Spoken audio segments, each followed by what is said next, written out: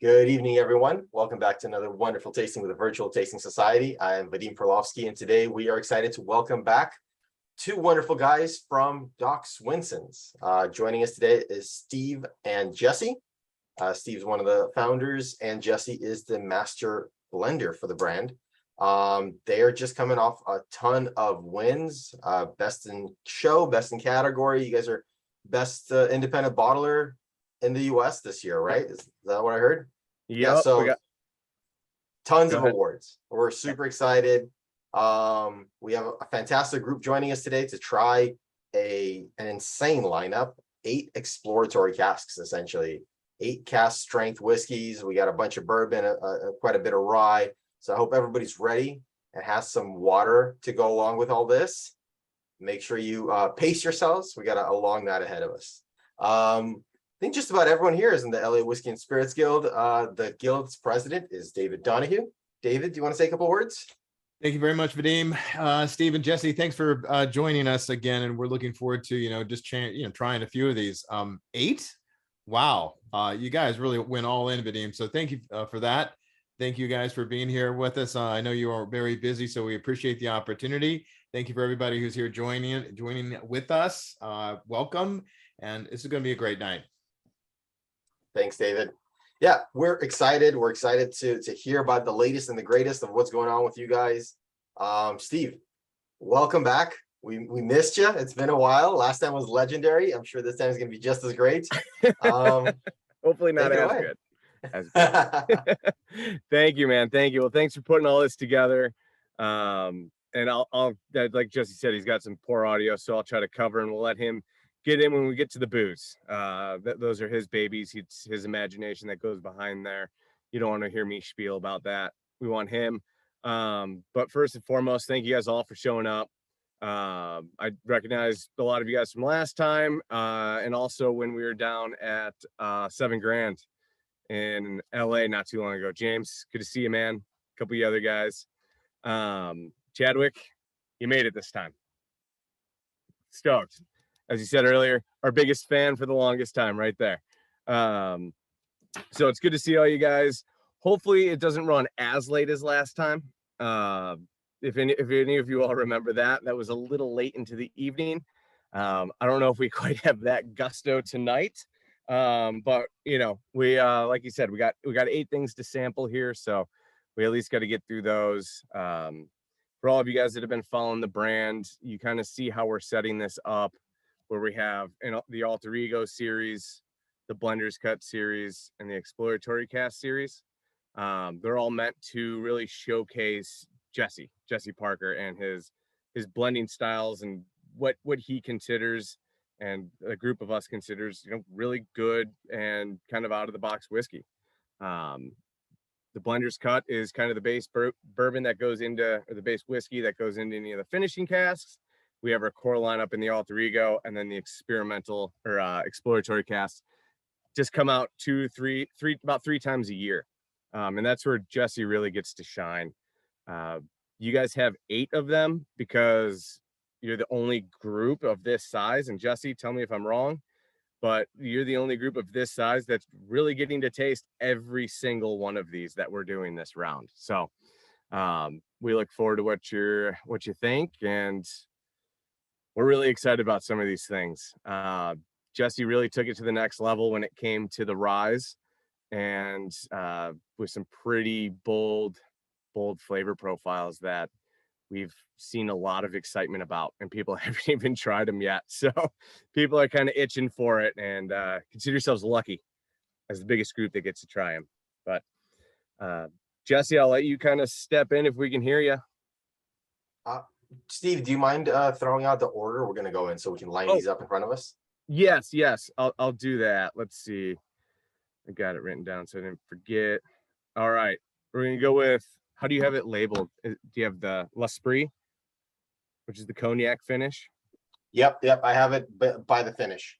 Okay, so L'Esprit cognac finish, and then we're going to go the Pinot de Choron, which is the French wine finished bourbon. Let me see, where's mine? There we go.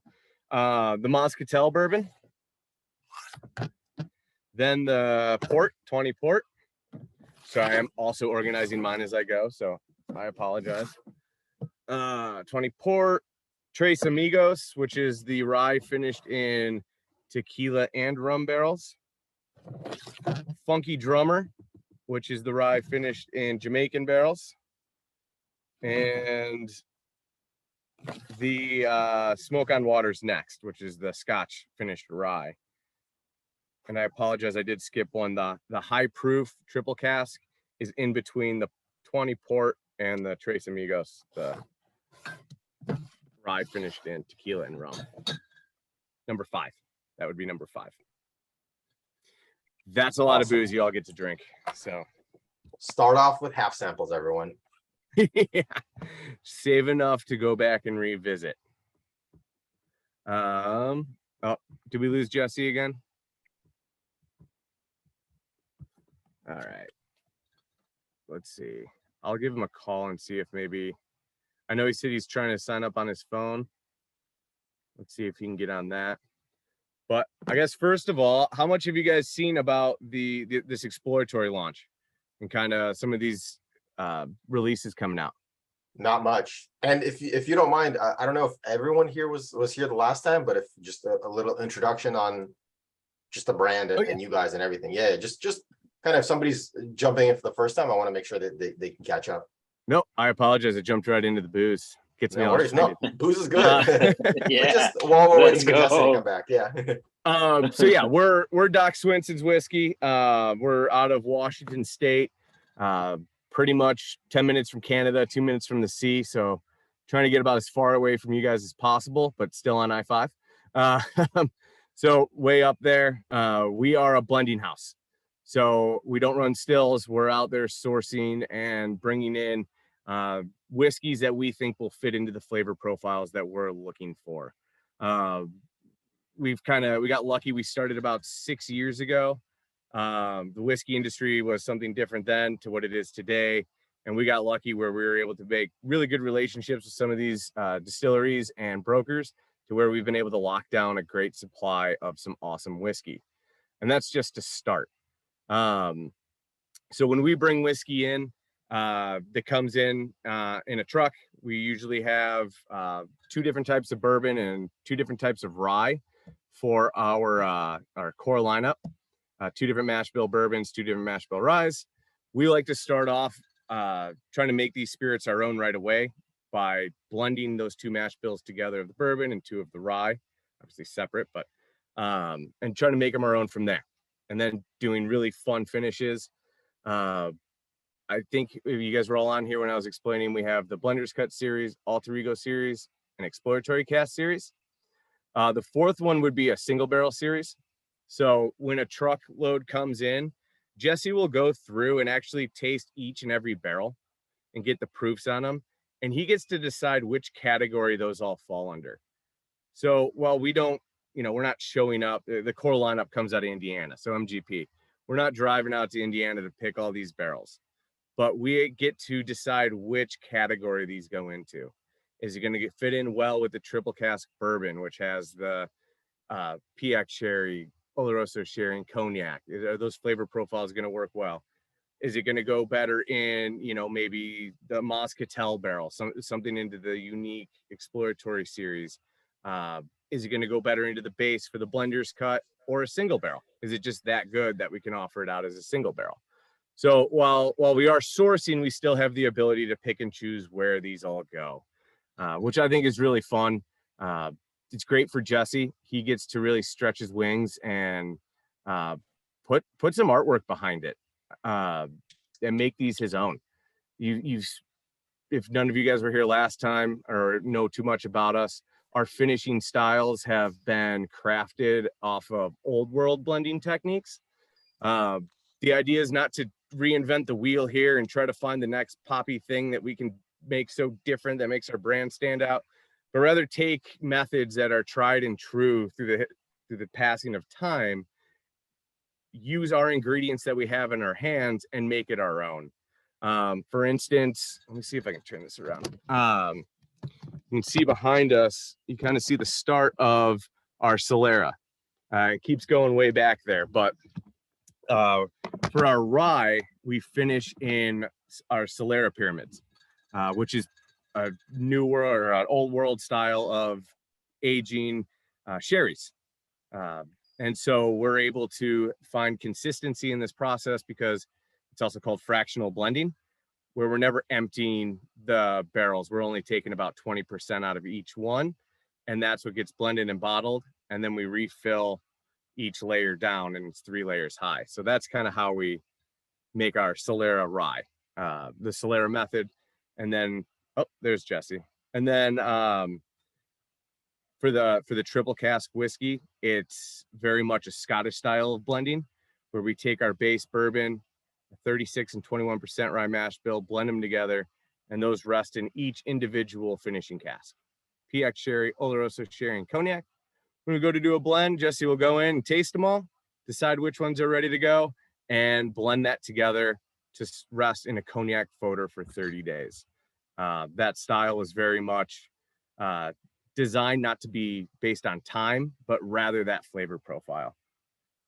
We have something on our bottle that we like to live by. It says bottled when ready. If something's not ready to go, we wait on it. We want to go by taste, not just, hey, it's in there for a year, it should be good. You know, we don't know what that weather's like in between there. So we like to say bottled when ready. I think some of you are living that painful life right now for the funky drummer. Some of you guys are very anxious about it. I know, Chadwick, you've been dreaming about that for a while, I believe. But we were hoping to release it in last November, I think, or October. And Jesse went in there and tasted it, and looks like I got him on here. I'll let him take over after this, but he went in and tasted it. We all tried it. We didn't think it was quite ready where we wanted it to be. And so we wanted to wait on it to really pull out some of those nice Jamaican funky flavors that we like. Yeah, bottled when ready, really fun blending styles and sourcing good whiskey and trying to turn it into great whiskey. So without further ado, I can let Jesse, who looks like he figured out the internet in New Orleans, pop on here and jump into the blend or the exploratory casks. Maybe. Hey everybody, can you all hear me? Okay, cool. This has been a nightmare to get the internet to actually function in New Orleans. And the only place that works in this entire hotel is on my phone in the gym. So I'm currently sitting on a bicycle while doing this, which is hilarious, and nobody else is in here because they're probably out on Bourbon Street or something like that. So I'm glad this works out, and I have no idea. I don't have a ton of juice on my phone. So maybe somewhere, if this internet will work. Okay, all right. So sorry, I missed the first 15 or 20 minutes of this whole conversation, but it sounds like we might be just jumping right back into the Exploratory Cast series, the next release, our summer release here. Is that correct? Yeah, so Steve gave us the background on Doc Swinson's, a little bit of introduction. We haven't tasted anything yet. We're waiting for you to come on. Oh, perfect. Good. Okay, sweet. All right. So sorry about the complications, just the way it is. We got an email yesterday about our award for like best category bourbon. Took a red eye this morning or late last night to get down here. So congratulations. Congratulations on the win. That's awesome. Thank you. There's a lot of good bourbons out there.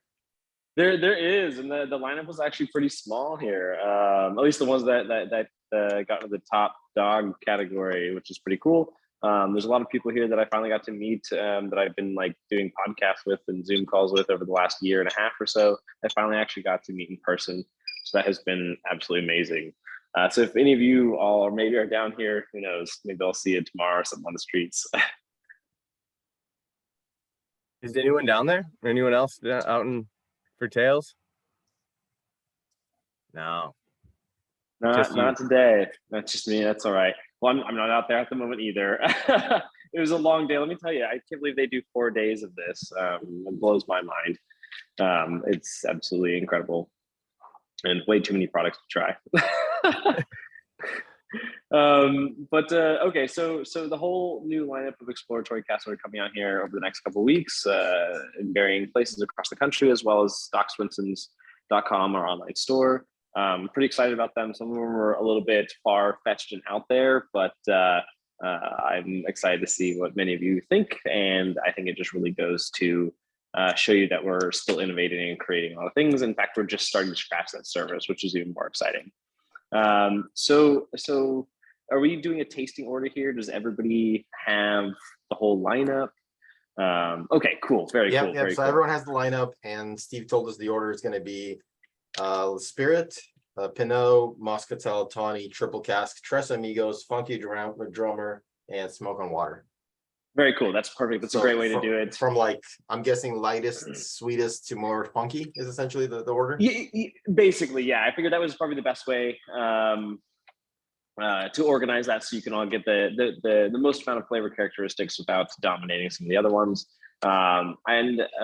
This would be the second release of L'Esprit. The very first one, the Dr. Swinson finished in cognac cask only, from our Mind, Body, and Spirit release. This was a little bit different. So if any of you have tried the one that came out back in last November or so, this one's a little bit more barrel centric, because it was a host of small casks that I blended together. I just thought were particularly spectacular tasting. And I wish I could taste all along with you all, but I've got water today.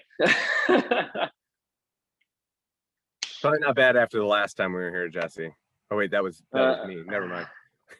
That was fair. No cheese plates. Steve and I have been separated, and just water. So the legends of 7.5 hour long meetings might be tempered a bit this round. So what you're saying is we're gonna have to do a round 3 at some point when you guys are both in the same room. Absolutely. So you're saying Maybe can we order a cheese plate from the hotel?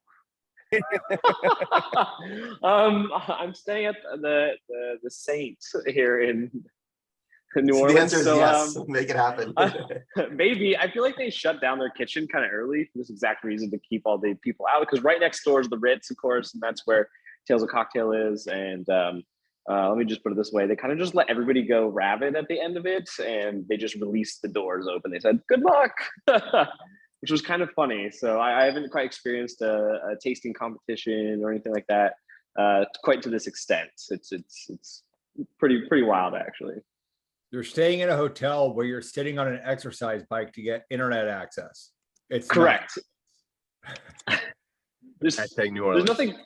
Yes, it's very odd. I'm like, there's like zero quality internet here. Nothing plugs in. Nothing seems to work right, except for in the gym right down the room, or right down the hallway from my room, which is just, I don't know, I just think it's quite funny. And my computer won't even pick up, like, their Wi-Fi is so bad. Don't know what's happening.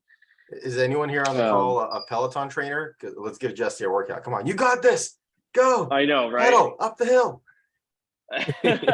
Luckily, I there's no plug-in for my phone to keep my phone charged in this process for pedaling, so I won't be hopefully too far out of breath. Anyways, so I guess diving back into Dr. Swinson is the first part of the exploratory cast being the L'Esprit, so an extension from our Mind, Body, and Spirit release back in November of last year. This one in particular, I just thought was a really nice showcasing of some really nice French oak qualities in some of these smaller French oak casks that I use. I don't know if any of you remember, but primarily I really like large format casks, so stuff that's in that 400, 500, 600 liter range, because I think it's a lot more mellow on the bourbon itself. And of course, one of our big goals here at Dr. Swinson is to still showcase the whiskey. That's the point, right? It's not the cognac that's supposed to take over. It's supposed to layer in flavor profiles. So every once in a while, I'll go through and I'll taste all these different barrels, and I come across some that I think are just spectacular tasting, just on their own. And this happened to be a small grouping of barrels. I think it was only like 600 or so bottles that I just thought was really nice. So we bottled that. What's the size of the bigger ones, or the normal ones that you guys use, the punch-ons that we use? Yeah, the punch-ons are typically 600 liter, of course. And this was made up of a couple different cask sizes, ranging from about 300 liters to 400, which is quite significantly smaller. And they were fresher barrels, so they hadn't been used for nearly as long to finish cognacs in them previously. So there was still a little bit more of the actual oak qualities left in these barrels, whereas my typical cognac casks are more oxidative with cognac characteristics in it. That's what it's more focused on. Whereas this has a little bit more of the limousine oak coming through. Some of those, And some of there's those punch, special group barrels. some of those punch-ons that we use, those bigger ones, Jesse, you can contest this, but they're in the sherry industry for what, about 30 years before we, 20, 30 years before we see them? In cognac specifically, they're around sorry, 20 cognac. years old or so. No, I'm sorry. said They're sherry, around didn't I? 20. Yeah, that's like we Sorry. have so many products coming out. Yeah, in the cognac industry, they typically range from 18, 20 years or so before I'll pick them up. Because that's what I'm primarily looking for is the cognac influence. But every once in a while, of course, I get some smaller barrels or some younger barrels that I really like playing with because they help me kind of like balance out some of the other batches. So I'll have, let's say, 5 or 6 large punch-on casks all blend together to typically make a l'esprit or a portion of triple cask, and then I could use some of these other smaller casks that have much more intense layer profiles to kind of help balance out or add in characteristics that I really love. That'll just help elevate triple cask or the l'esprit, for example. So that kind of goes back to what I was saying, how Jesse has a lot of control over what we're bringing in and where it goes. We're not just succumb to what shows up on the truck, but rather, all right, which whiskeys are going where, which type of casks, and then from there, even where do those casks go? Do they go into the exploratory series? Do they go into the triple cask? Jesse does a phenomenal job dictating where those go and what flavor profiles he's striving for and how to achieve them. And I don't know, has anyone had the original l'esprit? Yeah, I picked up a couple bottles from Case and loved them. They're Yeah, I killed mine too. So that's good. And this is what you're tasting now is probably quite or fairly different than the first release of l'esprit. And that's kind of the point. This is where exploratory cask has to shine. Is the goal is to just put out product that I think and we think is just really good. Hence why we won't put batch numbers on them, for example. And describe, or tell people that this is a different batch. This isn't meant to exactly be the same thing as we may have last got. So each one's pretty unique in its own right. What do you guys think of this round of l'esprit? I feel like this one is probably a little bit creamier than the last one. The first l'esprit was a little bit barrel forward, but I mean, it still had really good flavors on the back end. But this one kind of rounds out a lot better than the first one. Like way, way better. Like it's smoother throughout start to finish. Very cool. Yeah, you guys get to taste it all first before it even goes in the market. Yeah, we just started shipping these this week, I believe. So none of these have hit the shelf. They're sitting on they're sitting in truck warehouses all over the country right now. So you guys are the first to try them. And part of our path to market with the exploratory casks is that none of the markets will get every release at a time. We'll send 2 or 3 batches or 2 or 3 releases over here, 2 or 3 over there. And so even if you're in California, you're not even going to be able to buy them all from the store at once. If you're in New York, you're getting the Smoke on Water and the Funky Drummer. If you're in Colorado, you're getting the l'esprit and the Moscatel. And so, you don't even get them all. And then when we do another batch, another run, we'll try to alternate where those are all ending up to just kind of, keep people excited. I mean, these aren't massively produced batches to the point where that's why we have to do this. We're not making so much where we can feed every market, every batch. They're literally small batches that have to go move around as we produce them.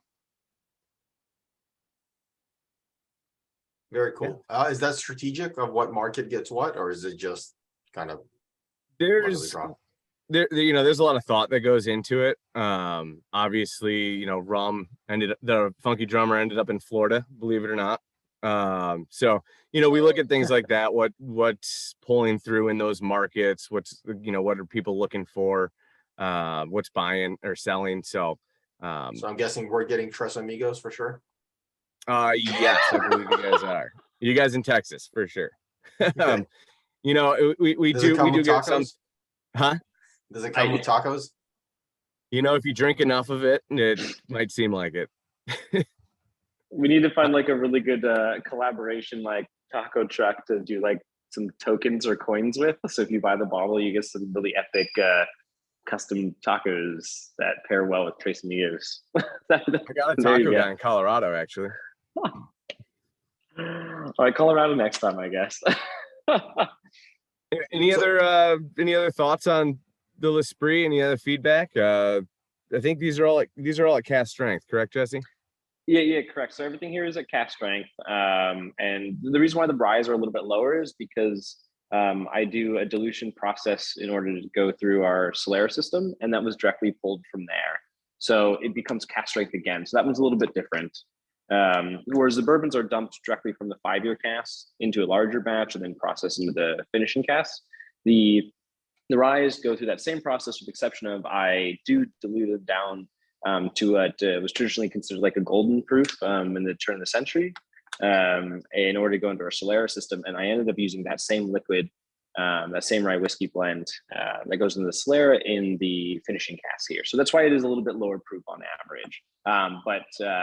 This is the strength that it came out of the finishing cask, the secondary cask, for example. Whereas the bourbon is direct, it's never seen water before. Just if you're wondering why the proof is Jesse, less. by the way, if I didn't emphasize it enough, is an absolute nerd, which is why he uses the term the golden proof. I always ask people if they know what that is, and almost everyone's like, no. But I believe that was something you dug up in your research and readings of the industry as a whole.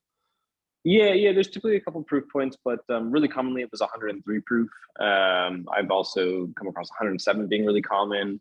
I know, like, for example, Michter's really kind of stands by that lower proof aging point, for example, with some of their products. And I think for one, water is a really great solvent. And in fact, it's a phenomenal solvent when it comes to oak containers. So therefore, that higher water content in the product can also really help one mellow the spirit and bring out different flavor profiles of the barrel that you wouldn't get at a higher proof. And I think that's spectacular with rye, personally, which is why I chose to do it with the rye. Well, we'll get back to that too in a little bit. Let's stick with these bourbons. Unless anyone has anything else on the cognac finish, the L'Esprit, we can jump into the. I did have one question. I've seen cognac finishes on bourbon quite a bit, and that I tend to like cognac finishes. This is fantastic. Adds a nice, Thank you. mellowed sweetness to it. Why not rye? How do you figure out which ones get which grain? Yeah, that's a really great question. Right now, we're doing a lot of experimentation internally, and keep in mind that nothing that we're working on is like perfectly well known in the first place, right? So at this point in time in Doc Swinson's, a lot of my goal is to use what I think intuitively will pair best with, like a bourbon, a specific mash bill or a blend of mash bills with a specific finishing cask. And I'm using that thought process to create these products. And as we do this more and more and more from our exploratory cask line, I'll decide which ones I think are actually better suited for, which whether it's a rye or a bourbon or which mash bill is better suited for the exploratory cask. So you're actually all tasting along with us in the pursuit to find the best flavor profiles that we can out of the products, which is part of the cool thing about exploratory cask is we get to change that. So maybe next time, for example, maybe we'll try a rye and a cognac.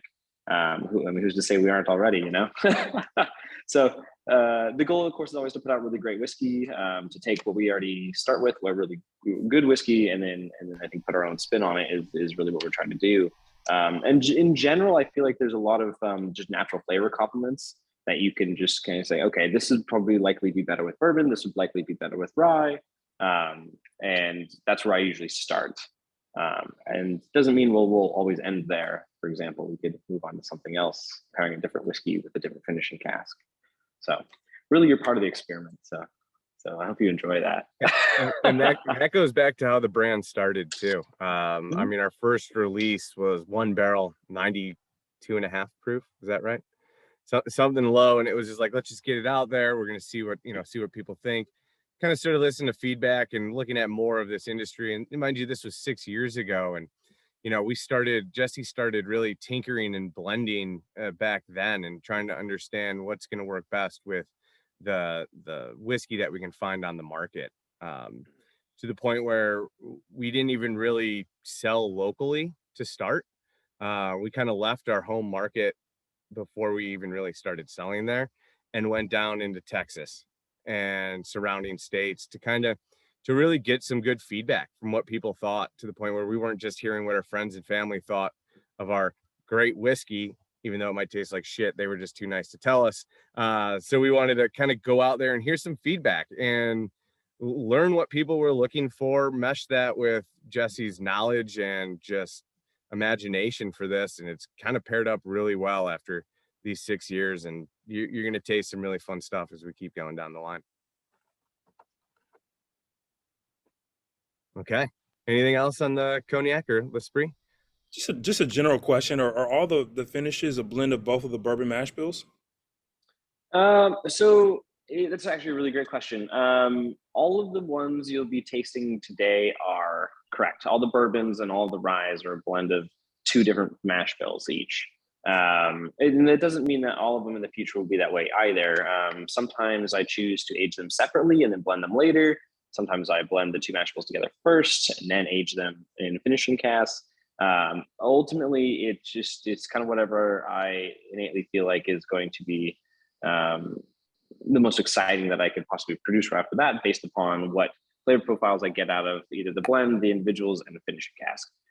So it's kind of like you ever, like, when you're making dinner at home, or like a really good food at home later, you're like, how do I want to assemble this? When you're at the grocery store and you pick up different spices, different ingredients, I'm doing the exact same thing in my head. I just typically do it like months in advance and come up with how I want to create this process for each and every one of them, and then I apply them when I have the chance to. So usually when the barrel arrives. Then we send it out to you guys to see if we did a good job. Yeah. I think one of the most interesting things about doing this is, at least that I've found so far, is that I believe I do a good job. I believe I have a good palate for all of this, but it's fun. Like it usually takes like 7, 8, 9, 10, sometimes up to a year before I start really hearing good, or like feedback in general based on the products that I've created in the past. So it's quite daunting sometimes to actually do this. So it's been really fun, like releasing products and doing these live tastings in real time to see what people really think of it, So it's I find that to be actually extremely exciting. To be honest. We volunteer as tribute to be your R&D department. That's why we're here. That's you guys right. like having us on, learn more. We like being on so we can learn more. I mean, this is how the industry just keeps growing and growing, and we keep people excited about it. We keep brown spirits as a whole growing, is trying new things, making sure that it's good before it goes in the bottle, and just stepping out of the bounds that is just, what we've seen over the last 50 years. We want to change it up. And you're seeing a lot of that on the market, not just from us, but from others. And I think it's only good for the industry, and it's only going to keep growing. So if you keep being honest with us, we'll know we're putting good stuff in the bottle, and we'll keep going and stretching that as far as we can. All right. Anything else on the cognac? Are we ready for the Pinot de Charon? Oui. That's perfect. That one everybody seems to like to butcher. Oh man, I struggled with that one Steve. for a while. Yeah. Okay. So yeah. What was the one last time that Steve loved to pronounce wrong? Was it Madeira? Madeira, Oh, God, it yeah. was. Damn it. Madeira. I think I made the mistake of saying, like, was it like phonetically, how do you spell Madeira? And I said it out loud. I feel like Steve may have just attached to that one, so that might be on me. Sorry, Steve. I don't know if I condone the recordings of these anymore, if you're going to remember tidbits like that as we go forward. Don't worry, we're separated in safe space now, so it's okay. Yes. All right. So on we go. More wine, more French wine. Yeah, the Pinot de Charon was one that I've been wanting to work with for a couple of years, because in general I really like those kind of like more desserty fortified wines, especially one that's more similar to like a Pommeau. A lot of my background actually was primarily in producing apple brandies when I was a distiller at one time.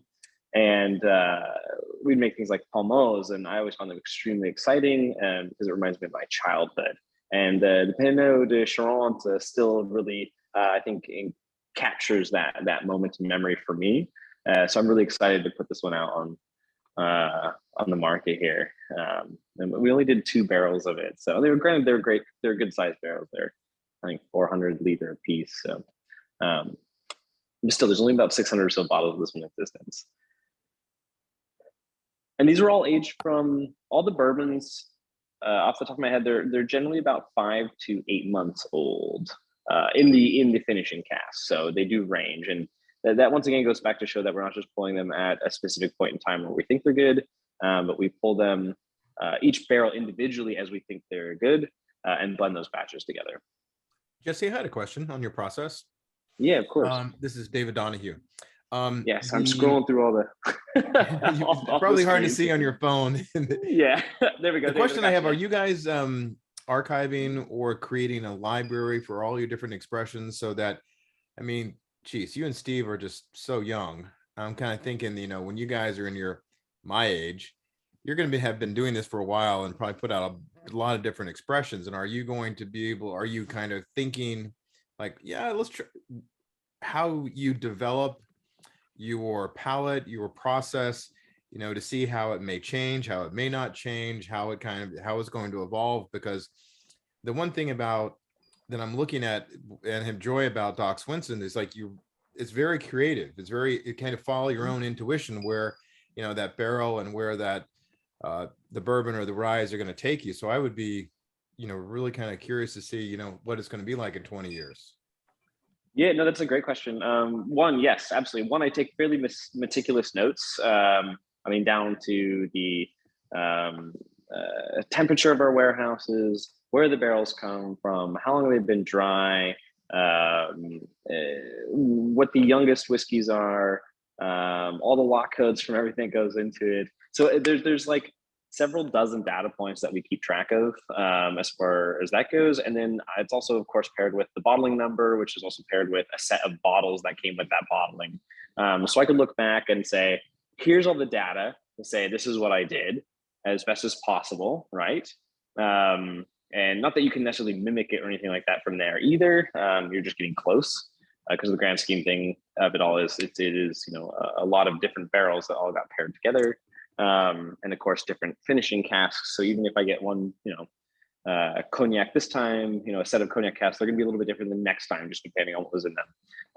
But we do keep a whole library from every single exploratory cask, every single release of Alter Ego, every single release of Blender's Cut as well, specifically to go back and revisit in order to see how I've progressed as a blender, which is actually really exciting. Let me tell you, going back, you know, as Steve said, six or so years now, just with Doc Swinson's alone, has been particularly exciting. You can go see where I started, and this stuff people were like, oh, this is really good. This is, we won some awards back then or whatnot, and trying it now, I'm like, oh, that's clunky as hell. I've gotten so much better at this. I think that's really cool for me to be able to see and revisit. And I imagine as long as nobody raids the library anytime soon, I'll have those bottles for yeah, I mean, better part of my life.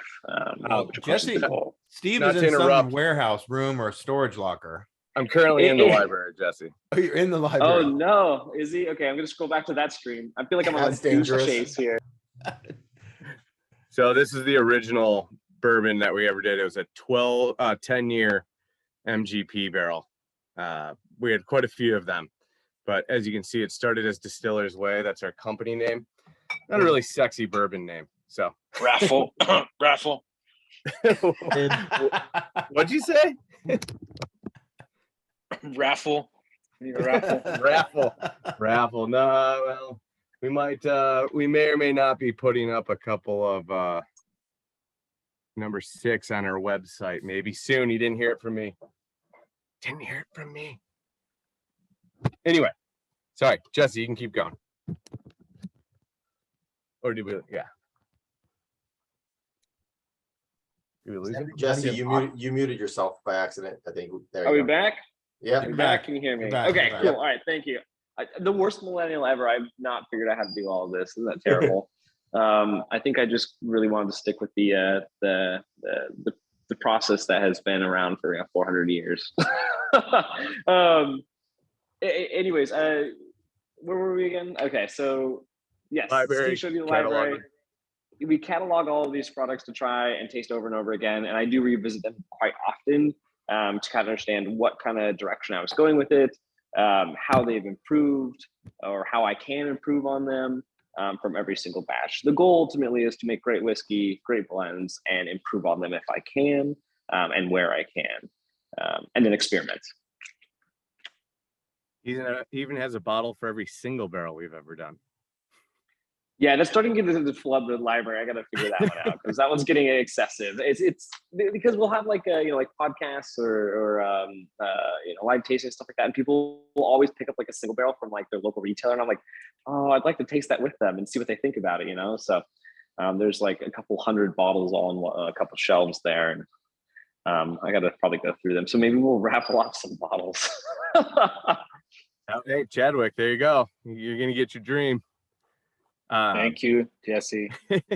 I don't know when, so don't quote me on that one. Steve eventually will remind me that I told you all of this some point in time and say, Jesse, we promised everybody to do these things. Make sure you Just tag wanted us so we know. I want to call out that Chadwick There. has his Doc Swinson t-shirt on too.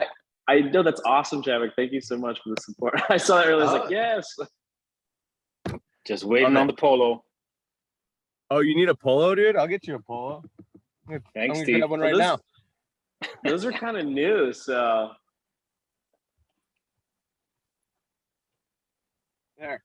So he's going out there to go get it. Jeez, he has it in his hand, Chadwick. What the hell? Oh my God. Now, if you put it into the USB slot, it'll just print on Chadwick's side.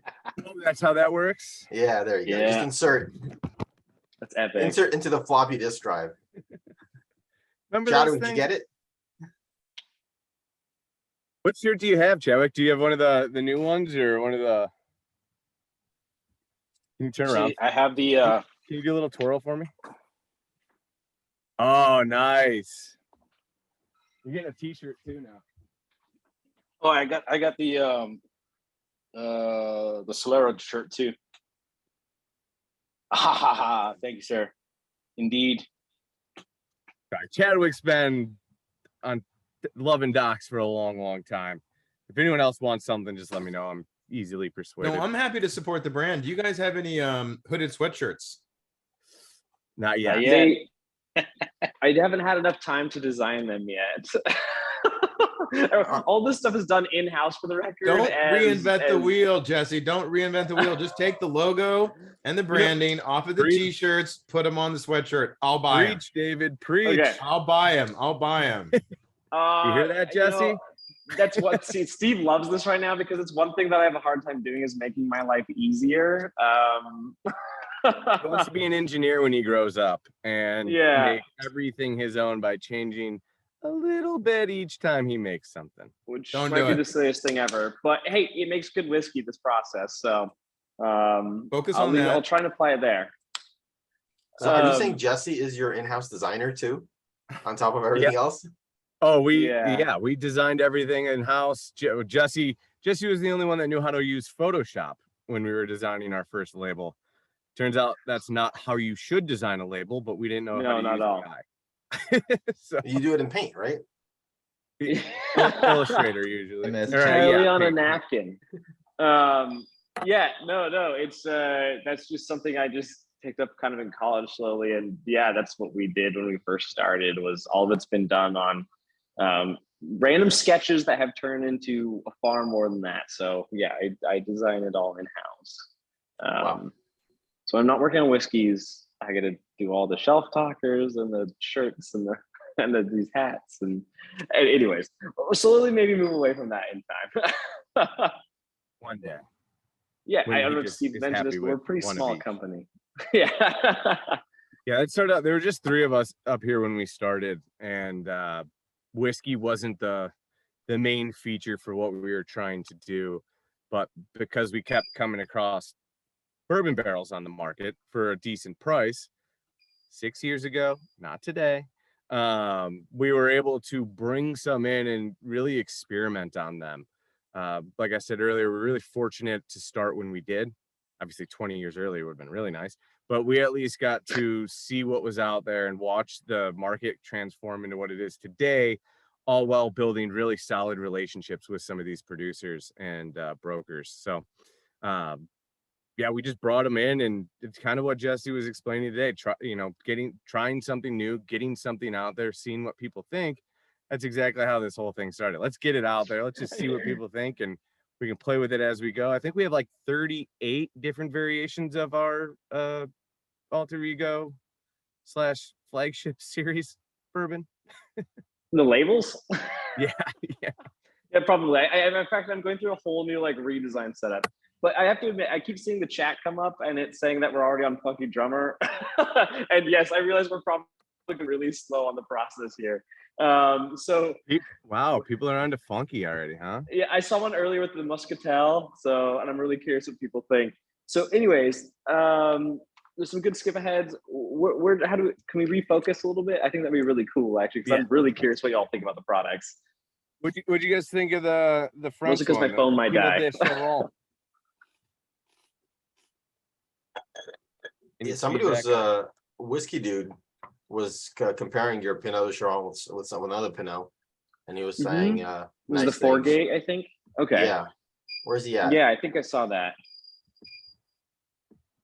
Yeah, no, I really like the Chiron. I will be buying it when it hits the shelves. So yeah. Awesome. That's that's wonderful to hear. That one I thought was really nice, and it makes it very approachable, especially for people that might not be as normally into higher proof bourbons. So I thought that would be kind of fun for people who I'm trying to get everybody to drink whiskey. Get away from the light spirits. Get the brown spirits in your life. It's very viscous. It's very syrupy. The mouth feels great, velvety. It still has that spice on the finish. Mm-hmm. It's very good. I thought it was exceptional. I kind of drank through my Doc Swinson's last time I bought a bunch of bottles after our last virtual tasting, but then I don't usually see it where I purchase. And I got to tell you, just reading this is just kind of bringing back those memories of just how amazing the work that you guys are doing, and that I need to really kind of hunt out. I know it's not everywhere all the time, but when you see a Doc Swinson, you got to buy it. Canel has a couple. They have like their standard. They have L'Esprit. They have a sherry finished one, and a store pick. So if you're looking for a couple, Canel does a great job. really good. Too. You're right, Jordan. Yeah. And we really want to work on kind of focusing, expanding our footprint a little bit better into California. So I was going to say, you don't need to expand any further than California. That's fine. Right. Yeah. and maybe for our Michigan people that you little South Carolina. Oh, hey, we'll be there soon. Great. We'll be there soon. The other SC. You got some mules. You got some mules out here. So just saw 3 different types of bottles in Georgia today. So it's really sad that I'm in Georgia to go get some better stuff than what they have in St. You can thank your distribution lobbyists for those guys for that. No. Well, I hear all kinds of different things. So all right, I'm learning. Every state is like we always got your back, Craig. Craig, every state is like a different country sometimes with their laws and trying to get in there. And, no joke. It's absolutely insane. So unfortunately, picking and choosing usually starts with the more simple ones there. We can kind of move in a little bit more fluidly. That's why I'm going to be talking to David more often. Perfect. Or you can join the Cool Kids Club. Yeah. Yeah. Hey, the Cool Kids Club, also something we built a long time ago in-house, which somehow stuck to the website. Go. Come on, man. So that's talking about the other stuff with the little polo shirts and so on. Either way. We'll get some stuff. You guys just here. I'll put my email in here. If you guys need anything, just let me know. Yeah, we need a Doc Swinson golf towel. So what is the Cool Kids Club? Is it just buy it straight from your website and get it delivered? So the Cool Kids Club specifically, it's just an email blast actually. So like you could sign up for it, and we'll try not to pester you with a bunch of crap information, but like, hey, how's Docs doing? Hey, we're still alive. Here's some really cool stuff. And this is also when things are going to hit the market, and people who sign up for the Cool Kids Club will usually get that before everybody else. So it'll tip you off to, for example, all these exploratory cash releases will keep a certain number of cases on our online store for you to buy. And it's pretty limited, maybe 6 to 10 cases or so. I'm not really sure of each product. But if you sign up for Cool Kids Club, you'll know that they hit that store first with everybody else, which will give you the opportunity to buy bottles potentially in, I think it's, Steve, correct me if I'm wrong, but I think it's 39 states we could ship to. Ship to? Yeah. Sounds relatively right, maybe potentially high. I'm pretty positive South Carolina's on there. 32 states? Yeah, so relatively right. the point being though, so for example, Are you guys Steve said, or what's that? Oh, is that James? Oh, are you guys shipping to California? Yeah. So that's so a resounding yes. Yeah. Well, So so for example, if there's like as Steve said earlier, there's smoke on water might only go to X state, and you're not in that state, you could potentially get it on our online store is the point. So save you a lot of headache trying to hunt it down somewhere else or have to drive to another state or whatnot. You might be able to just ship it to yourself. But they are very limited. Yeah, the store is very limited. While we want people, especially the cool kids, as we call them, to be able to have a crack at getting them, we don't want to take away from our retail partners and our distribution partners at the end of the day. So yes, we want to make them available, but at the same time, those guys are our partners too, and we all live and breathe together. So it is a limited amount on that site, but yeah, hop on. That's why it's, as the brand grows, that little flyer of, hey, we're gonna this time go live with some of these rare releases. It'd be good to kind of get the heads up on that one as the brand continues to grow. Thank you. Yeah, you bet, Craig. Hey, we just want to get you all really good whiskey. That's all. It's always been our goal, especially with finished whiskey. Would you be able to re-release the Kiona cast then? Can I make a request?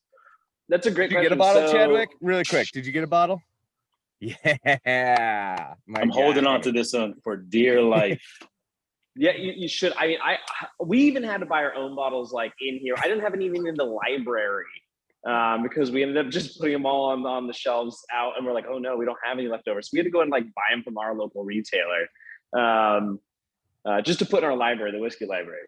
And the Kiona was a particularly special release because it was a single mash bill. It was the 21% rye from MGP. It was 5 years old at the time, and it was aged for approximately 18 months or so in those finishing casks from pre-pandemic to middle of pandemic time, which was kind of wild. So I will be doing it again. I've been talking to Kiona, and it probably won't come out for another, I don't know, year, maybe 2, just depend on where I feel like the casks are landing. But it'll be hopefully a little bit bigger batch. But that was only like 443 bottles, I think. We like doing that one because Jesse and I usually get a little time together and driving down to the vineyard to pick 5 hours to pick up the barrels and drive back. So I don't. It's a nice break from things for us. I don't do a lot of wine finishes. I mean, fortified wine finishes, yes, but not a lot of wine finishes, specifically because I'm really picky about the casks because of the spoilage bacteria. So I'm very picky about which wineries I work with and which ones will go through the process that I want them to. And if I can pick them up by myself and then put the whiskey in them immediately after they get, within basically a 24-hour period of them being dumped from the winery's end. So I think that makes it more, superior product personally. So it's hard to do. It's a nice little date for Jesse and I. We don't see each other enough these days. So that's true. Nice 10-hour drive down to Central Washington. It's pretty nice. Also, they make really great wine. So if you're ever in Washington, I know California has amazing wines, but if you ever happen to wander up to Washington, they have some pretty awesome wine. Yeah, they do really well. They do a good job.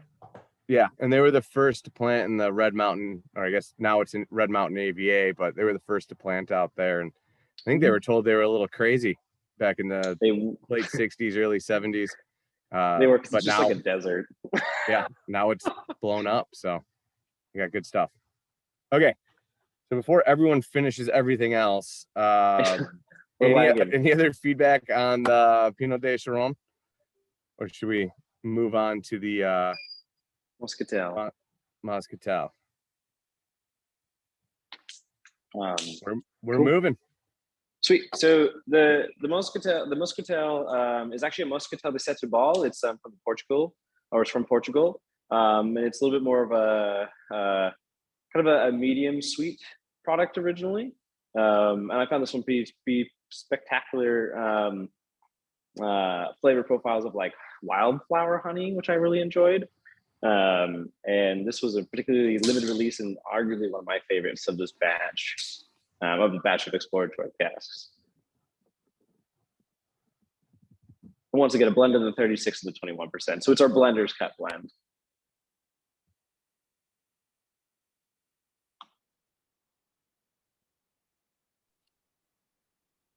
Yeah, it's one of my favorites. Yeah, this one seems to be getting a lot of really good feedback from people such as yourself that I've done, some little tastings and stuff with. This one, and there's a couple sleepers in there that tend to surprise people. So it's been pretty fun. Yeah, we're getting closer to those very bold flavor profiles. Yeah, and of course, one of our big goals with Doc Swinson, if any of you weren't here last time or don't remember, is to make sure that the whiskey still shines. It's still a big goal of ours. We still want the underlying tones to really taste like the bourbon or the rye that we work with, because that is what is most important. It's the first thing on the label. And then we really just want to season those whiskeys with the finishing casks. I think when we first started, there wasn't nearly as much finished whiskey out there as there is today. But it seemed like a lot of it was very strong on the finishing barrel. And that was where it was like, well, why are we trying to cover up? We go through all this work to source good bourbon and good rye. We don't want to just cover it up. We're not trying to throw it in a finishing cask to cover up a bad whiskey. We want to make sure that can kind of come through at some point across the palate. That, hey, this base whiskey is really good. We're just doing our best to add some more complexity and depth to it. The distillation process, from choosing your grains to the distillation to sitting in a barrel, you only have so much over that flavor profile that it's this last step, this blending, this additional aging in casks, where you can really start to add in some subtle flavors and nuances into something that the palate's seen a lot of. And standard bourbons and different mash bills, it's great, it's fun, there's awesome whiskey out there, but how do we add more depth and complexion on this back end in the maturation process? Yeah, it's interesting on this one. I feel like this one's the most bourbony of the ones we've tried so far, which is one of the reasons for my palate I like it the least. Which I would have thought Muscatel would have been my favorite, but it feels a little hotter and a little thinner as far as like viscosity compared especially to the previous one, to the Pinot, for me personally. Sure. It's interesting, right? Just honest feedback, right? Yeah, no, but that's great. That's what we want to hear. I'm not even gonna touch that, Jennifer. I love a good bourbon. Wait, don't you host this whole thing? I do, right? No, look, they're all good. I'm just saying, comparatively, of the three we've tried so far, yeah, I prefer the first two more. I think the mouthfeel on the first two are very much more velvety almost. Very much. This one, yeah, you do kind of pull a little bit more of that barrel and that some of that heat out a little bit more. Yeah, maybe a little more oak to this one, it seems like, than the other two. Whereas the other two, the finish kind of mellowed it out a little more, which is why I tend to like finished bourbons myself. Oh, totally. And this was also these were quite a bit smaller barrels than the Pinot Charente and the Cognac as well. So these were 225 liter, and they were also a little bit younger casks. So you probably do get a little bit more of those oaky influences as well. And Muscatel is not the same thing as Moscato, right? They're different. No. Yeah, this is different. This is more akin to a sherry. In fact, it's done the same way or produced just like a sherry would be. Is it a red? This was a white, actually. Okay. Side note, the sun is still up where Steve's at in northern Washington. I know. I think it's like 10 o'clock here in Louisiana, maybe. Yeah, we're in the like same that. time zone, but it's still like the sun's shining in his back window. Yeah. Oh, over here. Yeah. It doesn't get down to like 9 something. Right. Back home. Yeah, almost 10. And I have motion sensor lights, so I got to walk around every so often to turn them on. So yeah, real pain in the. Sorry. Anyway. All right. Any other thoughts on the Muscatel?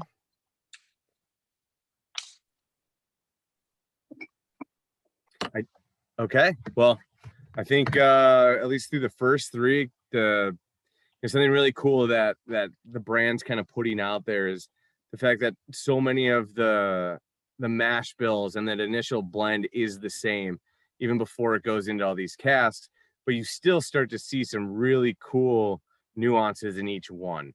And from the whole lineup, if you got like a bottle of single barrel, the Blender's Cut, which is a blend between two mash bills, one of these unique finished ones in, let's just call it the L'Esprit, the Cognac cask, and then you grabbed a bottle of the triple cask, you can actually see Jesse's process and how each flavor profile changes, all with using the same ingredients throughout the whole thing, minus, except for adding something new, like, the Muscatel or the Pinot de Charente barrel or the Cognac barrel. You get to see kind of where it starts and then how it evolves over Jesse's process, being lodged back here in this warehouse for God knows how long. To Steve's point, one of the cool things is that of these the three fortified wines, being Brittany, the next one, all came from the exact same batch of bourbon too. So it was one big tank that I blended together and then split into these 3 different casks, which is even more interesting because the bourbon base was identical. So you could see how just the finishing cask influenced it, with relatively similar finishing times between 5 and 7 or 7.5 months or so for each one. Hey, Jesse, on that, for the bourbon, the base bourbon, was that the blenders that was released?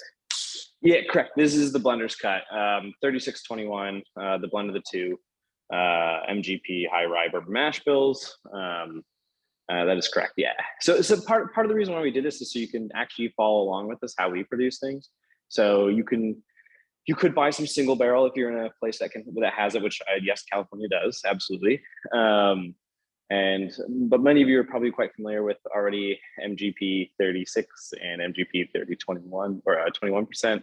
And then you can buy our Blender's Cut, which is a blend of the 2, all at cask strength. That's 115 proof. And the way we blend that is fairly unique, with negligible amount of water added in the very end portion. So it still maintains its cask strength, like documentation. And then here's us finishing it in these different finishing casks along the process. And then this is where the cool thing where triple cask comes into play, for example, is I got to start blending those finishing casks together. So that's kind of the natural progression of how I like to experiment to play around with our cask here. So what you're tasting right now is the first step in understanding the basis of how these types of finishing casks interact with, Blender's Cut or whichever mash bills I decide to put in these casks. And I'll see how everybody else takes them, feedback from that, and I'll start playing around with potentially blending more of these finishing casks together or re-gearing this finishing cask to be more exciting. For example, maybe I want to focus more on something sweet, maybe I want to focus more on something spicy, and so the next round might be quite a bit different. I think one of the really fun. I think one of the cool perspectives that we have is we're not all coming from the industry. We're not all coming from a pedigree that's, you know, generations and generations. Those guys are great. Those guys are out there. Those guys make phenomenal whiskey.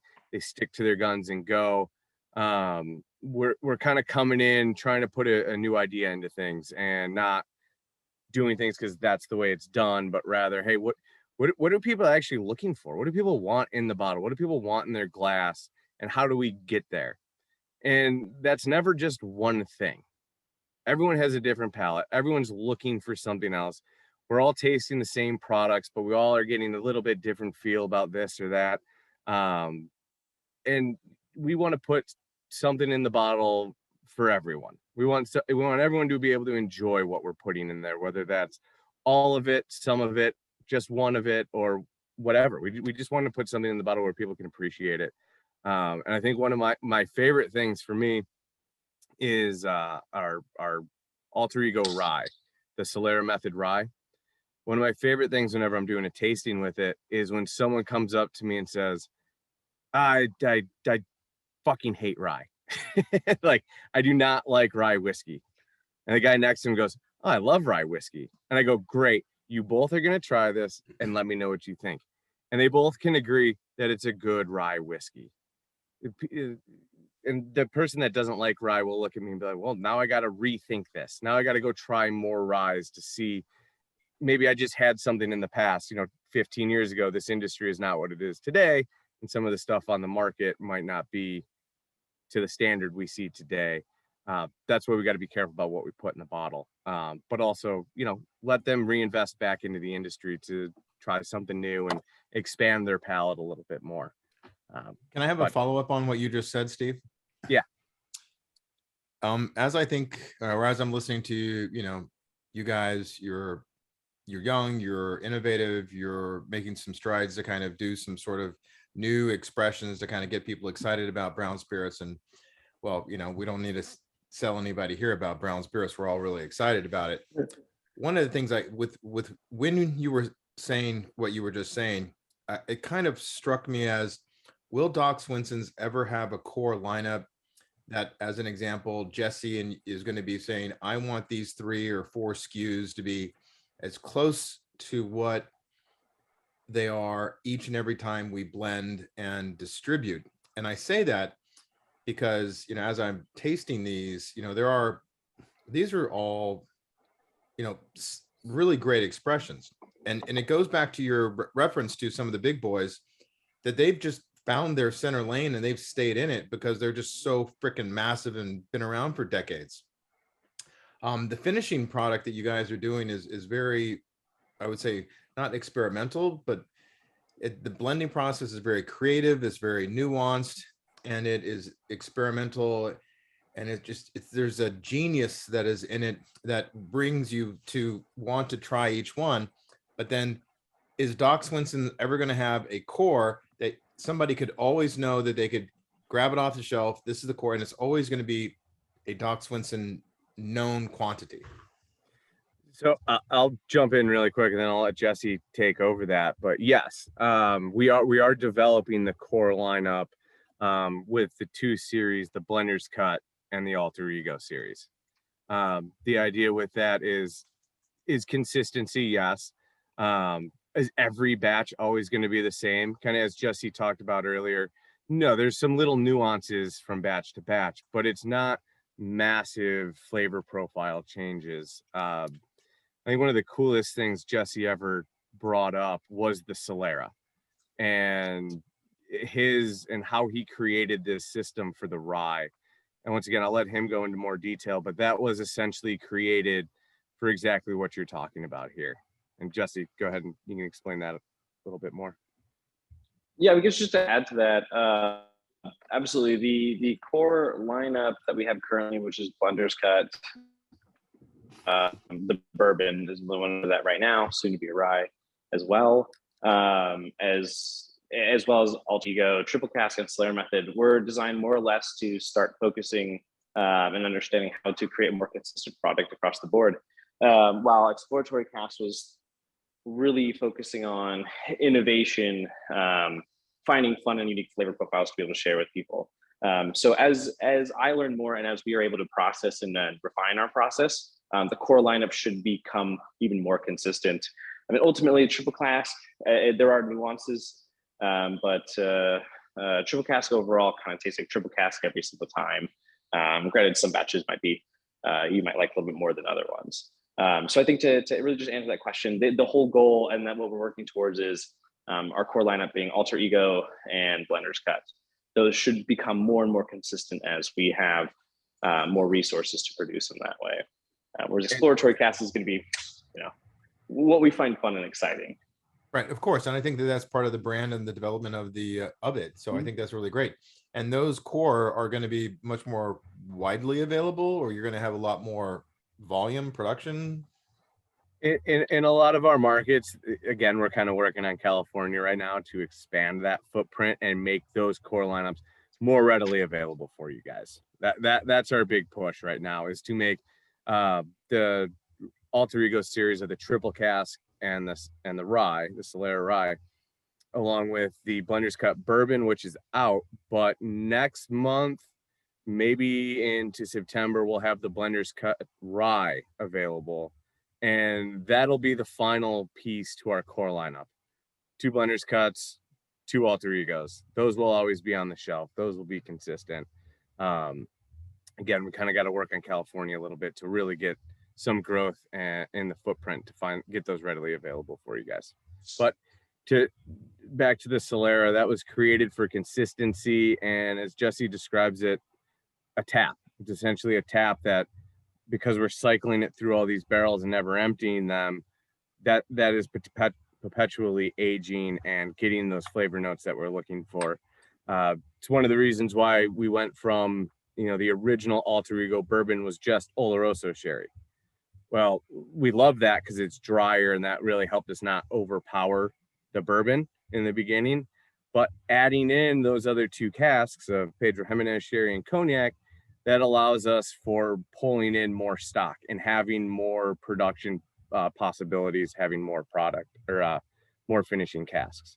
And if anything were to ever happen to an industry, say Oloroso or sherry, we're having a hard time getting one of the Oloroso or the PX or the cognac, we can kind of get by while having all of those additional casks on hand.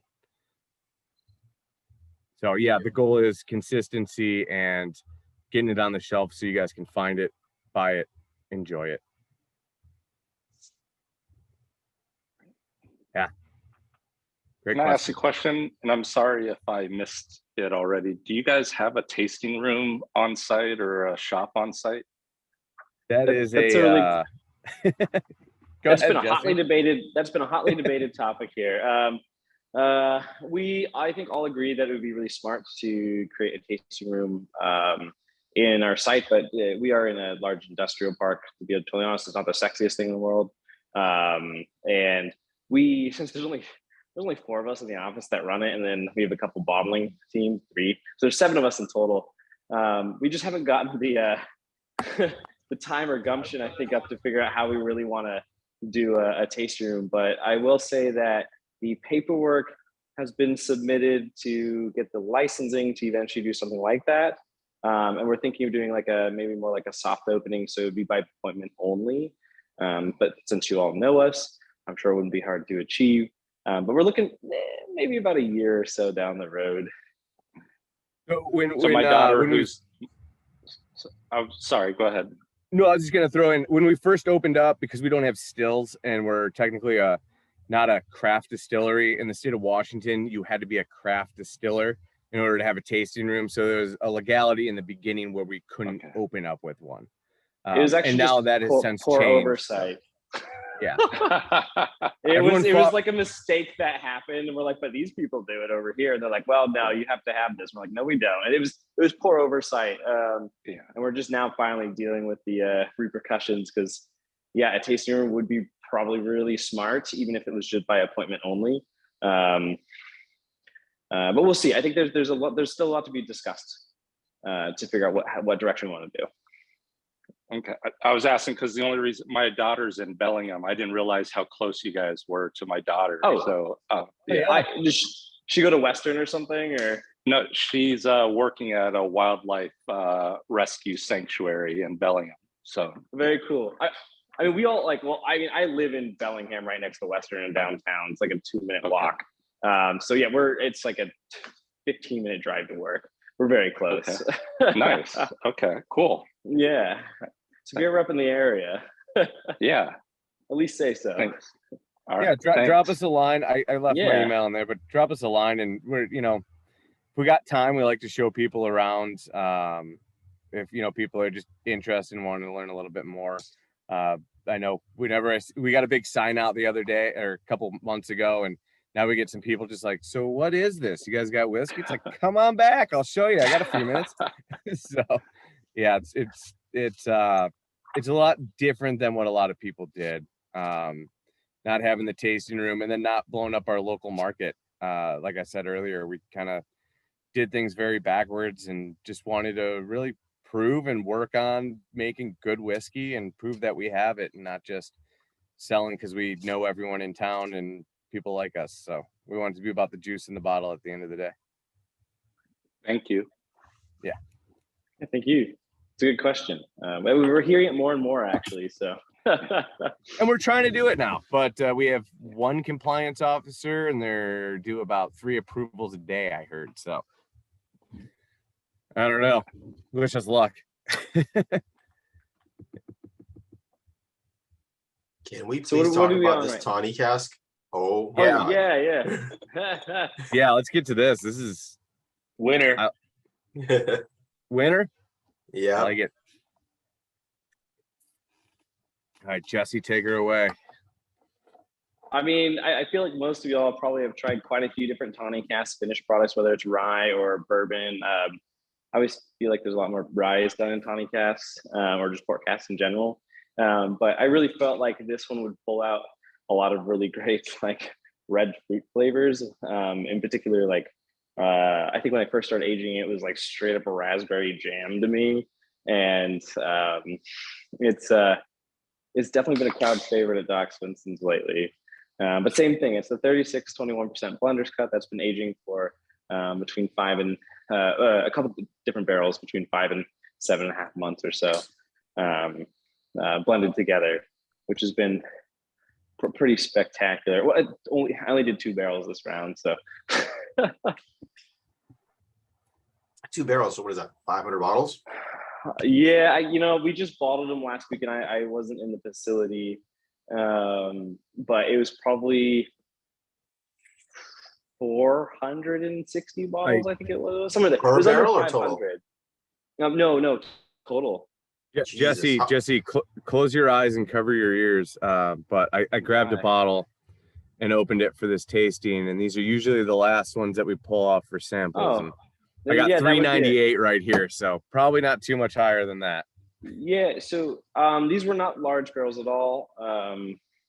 They were standard 225 liter, and yeah, I guess that would be about right. We probably made just shy of 400 or just over 400, likely.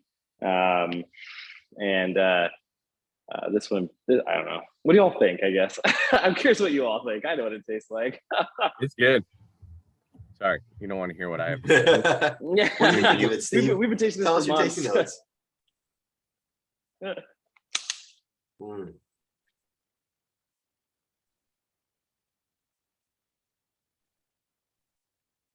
After a while, I started to get a nuttiness on the nose, like almost an almond butter. So good. I wish I could taste along with y'all. It'd probably be a little more entertaining. It's been a long day. We should only try, just a little bit, not drink the full 1 ounce. But I'm having a hard time moderating my consumption. So no promises later. With what I might say. As long as someone else can make a fool of themselves on this one besides me, I'm all good. How funny. Well, Steve, I'm surprised you have glassware this time. Hey, what? You have glassware? Oh, no. Yeah. Hey man, I gotta try it again. Redeem myself, if you will. Sean, really quick, you were with us for the long haul last time, weren't you? If I remember Oh correctly. yeah. Oh yeah. I was the one who asked you what the bottle you were swigging out of was and if I could have some. Oh, I do remember that. And you're in Michigan too, or are you in Michigan? Or someone was in Michigan? No, that's Jason. I'm here in Los Angeles with the rest of the group. Internet service because my laptop doesn't Okay. work at all. It was ridiculous. I'm like, I'll sit here. It was one of my favorite things we've ever sorry if done it's with you annoying. guys. So I had to be here for round 2 without question. I'm glad I could entertain you, Sean. So Jesse's having to explain to staff why he's in the gym on his phone. Yeah, I'm trying to. He's getting busted. Him. Everybody be quiet. I want to hear it. Are you getting the boot? Everything okay? I was gonna say, like, you going to the gym now? This lovely lady is doing like a review of the hotel gym, and I'm just sitting here like cranking out on this bike and drinking water on this meeting. This is great. There's always things that go good internet. So if you write any review, tell them to work on their internet capabilities everywhere else in this place. It's been bad. Like the lobby wouldn't work at all. Oh, that's hilarious. That is funny. Never a dull moment with Doc Swinson's, I guess. Don't worry, That's you right. guys, 25 people here drinking whiskey. There's one thing that I think we do really well. It's just be down to earth people. At the end of the day, we're a small group just trying to have some fun and make some good whiskey. So Yeah. There we go. I'm back. we got the small group down. We're kind of having fun, slightly overworked, and who knows if it's good whiskey, but damn it, we're trying. People seem to think it's good whiskey. It's good. What do you mean? My wallet It's would great. disagree. Oh All my right. god. Any more feedback on that 20 port? I'm really sad It's that this is amazing. probably gonna be And the is last it coming time. to LA? Steve?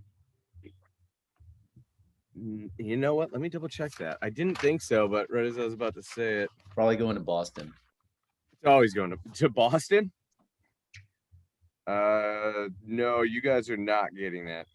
Boo. But And it's not you're on your getting website. Huh? I'm looking at your website too. It's not there either. No, it will be on there though. We'll announce to the Cool Kids Club once those hit and when it's going to start to be sold. And then once we do that, 24 hours later, we'll announce it on Instagram and our website that it's that they're available on there. So Very cool. Is anyone working on an infinity blend for you guys? I thought about that the other day. Just like blending the different ones you have to see if you can come up with an amazing infinity blend, like Old Elk did. Do you have an extra photo, Jesse, we could use? No. I wouldn't say. You mean like all of the different expressions? No, not all of them. No, like, no, like no, a no, graveyarded soda. No, I don't know. No, Bourbons, not the all rye. of them. Right. Yeah, like a blend of the rye or a blend of the bourbons or Oh, yeah, that's all stuff I've been toying with and playing with over the last few months, actually, which has been kind of exciting. Is doing a blend of the rye and the bourbon in particular. But at this point in time, I can't say that there's anything in the works to bottle anything up yet. Just trying to figure out what the next moves are. So I think right now it's just kind of like trying to like focus a little bit more on the consistency of our core line, as well as continuing some interesting finishing casts and blending maybe a couple more finishing casts together for another release. So possibly. Just stay tuned. Stay tuned. Hang out with the cool kids. Eventually we'll drop you some information you probably want to hear. All right. It's and if you combine bourbon and rye, it's technically just an American whiskey. Yeah. No, yeah. It should just be technically American whiskey. I know you can like work. Usually, the TTB can be really flexible about things sometimes. Also, really staunch about others. But often you can, yeah, you can. Oh, they are. Oftentimes, you can kind of come up with different terms to be able to. At least you used to be able to. To be fair, it's changed a bit over the last year or so.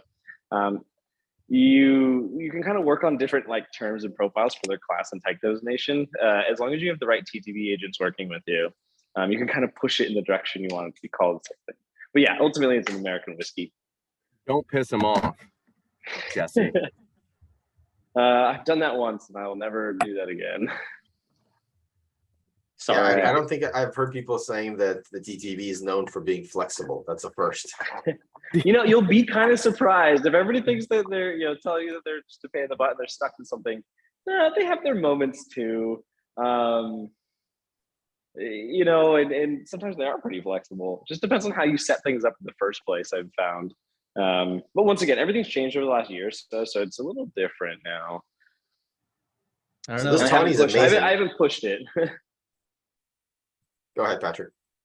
I was gonna say, I don't know. It sounds like story time. You only pissed them off one time. I'm only It's a pissed big them off uphill to the battle point from where there. it was a brutal one. It was basically, there was a whole host of different products out there that were being finished in other casks, and they had age statements on them. Their names will remain nameless at the moment. And I used to fight with the TTB about age statements and finishing casks, and ones that would just say like straight burn whiskey on the front of the label, and the back would say it was finished in like 1 or 2 other casks. I'm like, how is this legal? Please apply your laws across the board equally. That would be fair. And I don't know. I said something one time that really angered a TTB agent, and eventually it actually turned out to be a really good relationship between us. So we smoothed it over. It just took a while. It took a couple apologies. Sometimes Basically, I just want. Sometimes it's hard being the smartest one in the room, Jesse. So it's okay. Well, when you have to recite the laws to the people that get, theoretically should know these things. You're like, okay, well, show me where this is. And you can show them, and they're like, oh, well, the one cop out that used to drive me nuts was I'd always get the same response. And it was simply, we can't talk about other people's labels. I'm like, okay, but Literally your let job. them do this. This is exactly it, In fact, I had a really interesting conversation with somebody else recently that used our label to prove their label accurately. And I was like, yep. So hold on. So They have I the don't same know. name. Sorry. Anyways, once again, this was years ago. They've been actually really wonderful to work with over the last year. I haven't really run into any issues. And that just might be because we have more formats to our product too. So it's like a lot of these things have already been essentially approved at some point in time. And then I'll just go through and kind of manipulate the labels or whatnot to be like, hey, this is now, instead of like a tawny, this is now a muscatel, this is a Pinot de Charente, et cetera. And they all just be like, hey, this has been referenced over here. Please approve it again. And you literally heard one of the main reasons why we don't have big age statements on the front of our bottles. But to our point, we don't do anything, or we wait until the whiskey is at least 5 years old across the board. Anything that you have in the bottle, that whiskey is at least 5 years old. The rye is currently north of 6 years old, going into the top level of the Solera, and has been aging in the Solera for 2+ years. So however you want to calculate your Solera aging, do as you will, but nothing that we put in the bottle is under 5 years old. So yeah, this at this Tawny point, nothing is amazing. What about the other kind of port? Isn't there like another port that's really popular? Yeah, a lot of people do Ruby.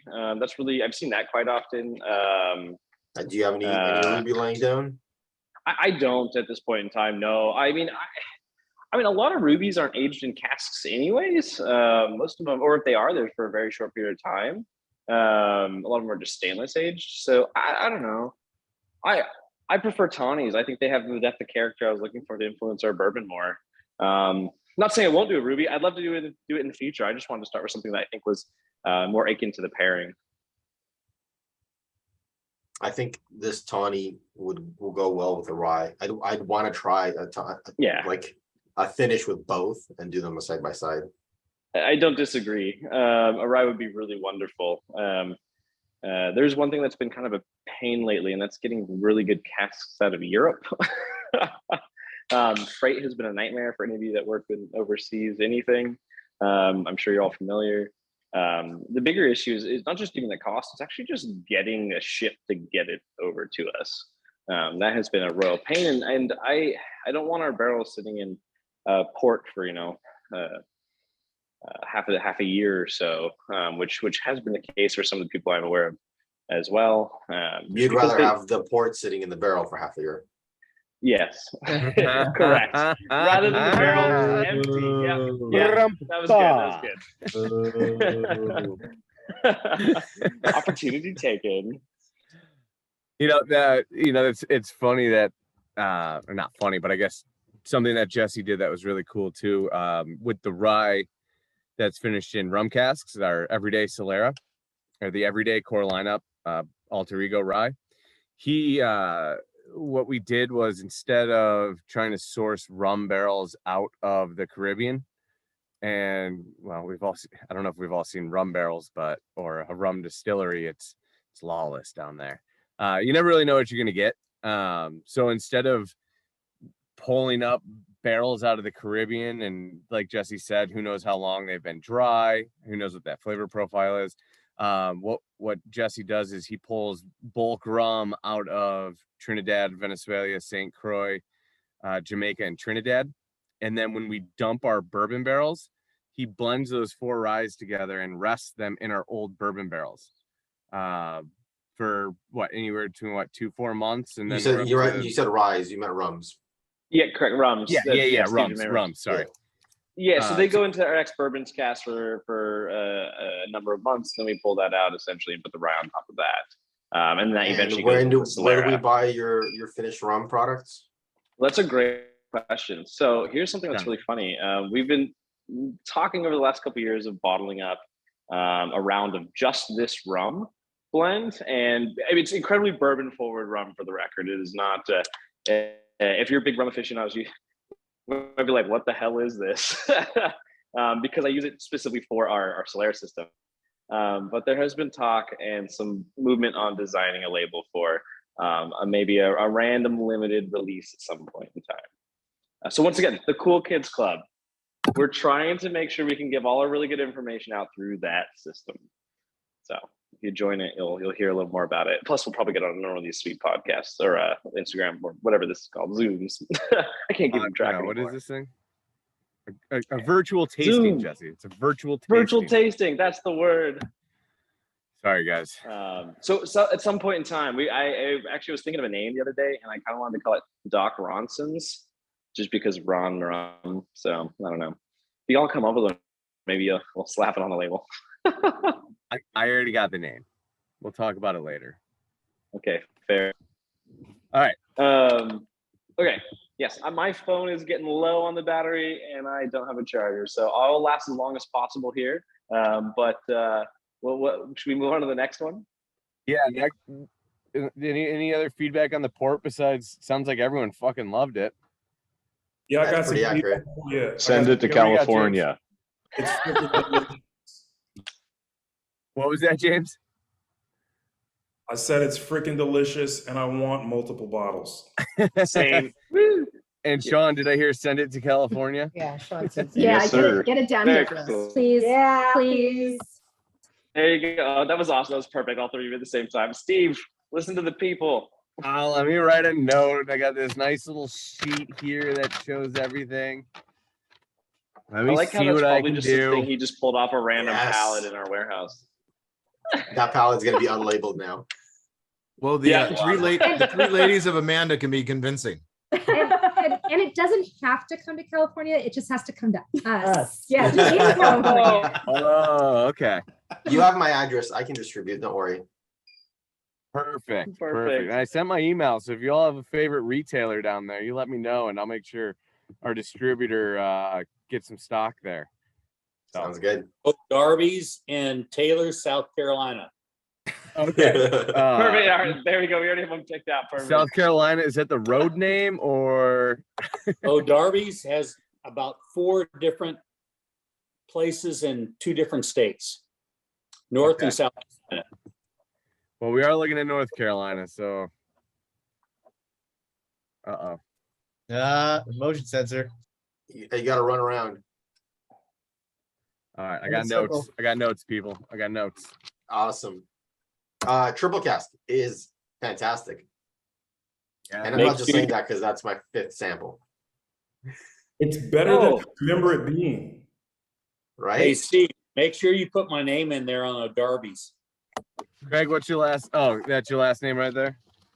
Well, Dezier, yeah, that's it. Yeah. We call him Craig Desire. Craig Desire. I Got it. Mr. Desire himself. Okay, so this triple cask is the cask strength version of the triple cask. I like someone say, Triple cast, I think, yes, Steve's right. This is the cast strength edition. So this is the version that gets blended together and put into our fooders before we add the additional water to bring it down to their typical 95.8 proof. Is this normally available? No, this we did as a very limited run. I mean, it's good size run. There's like 1,000 cases we did, so it's around 6,000 bottles or so. But this is not considered a core line or something we'll release consistently.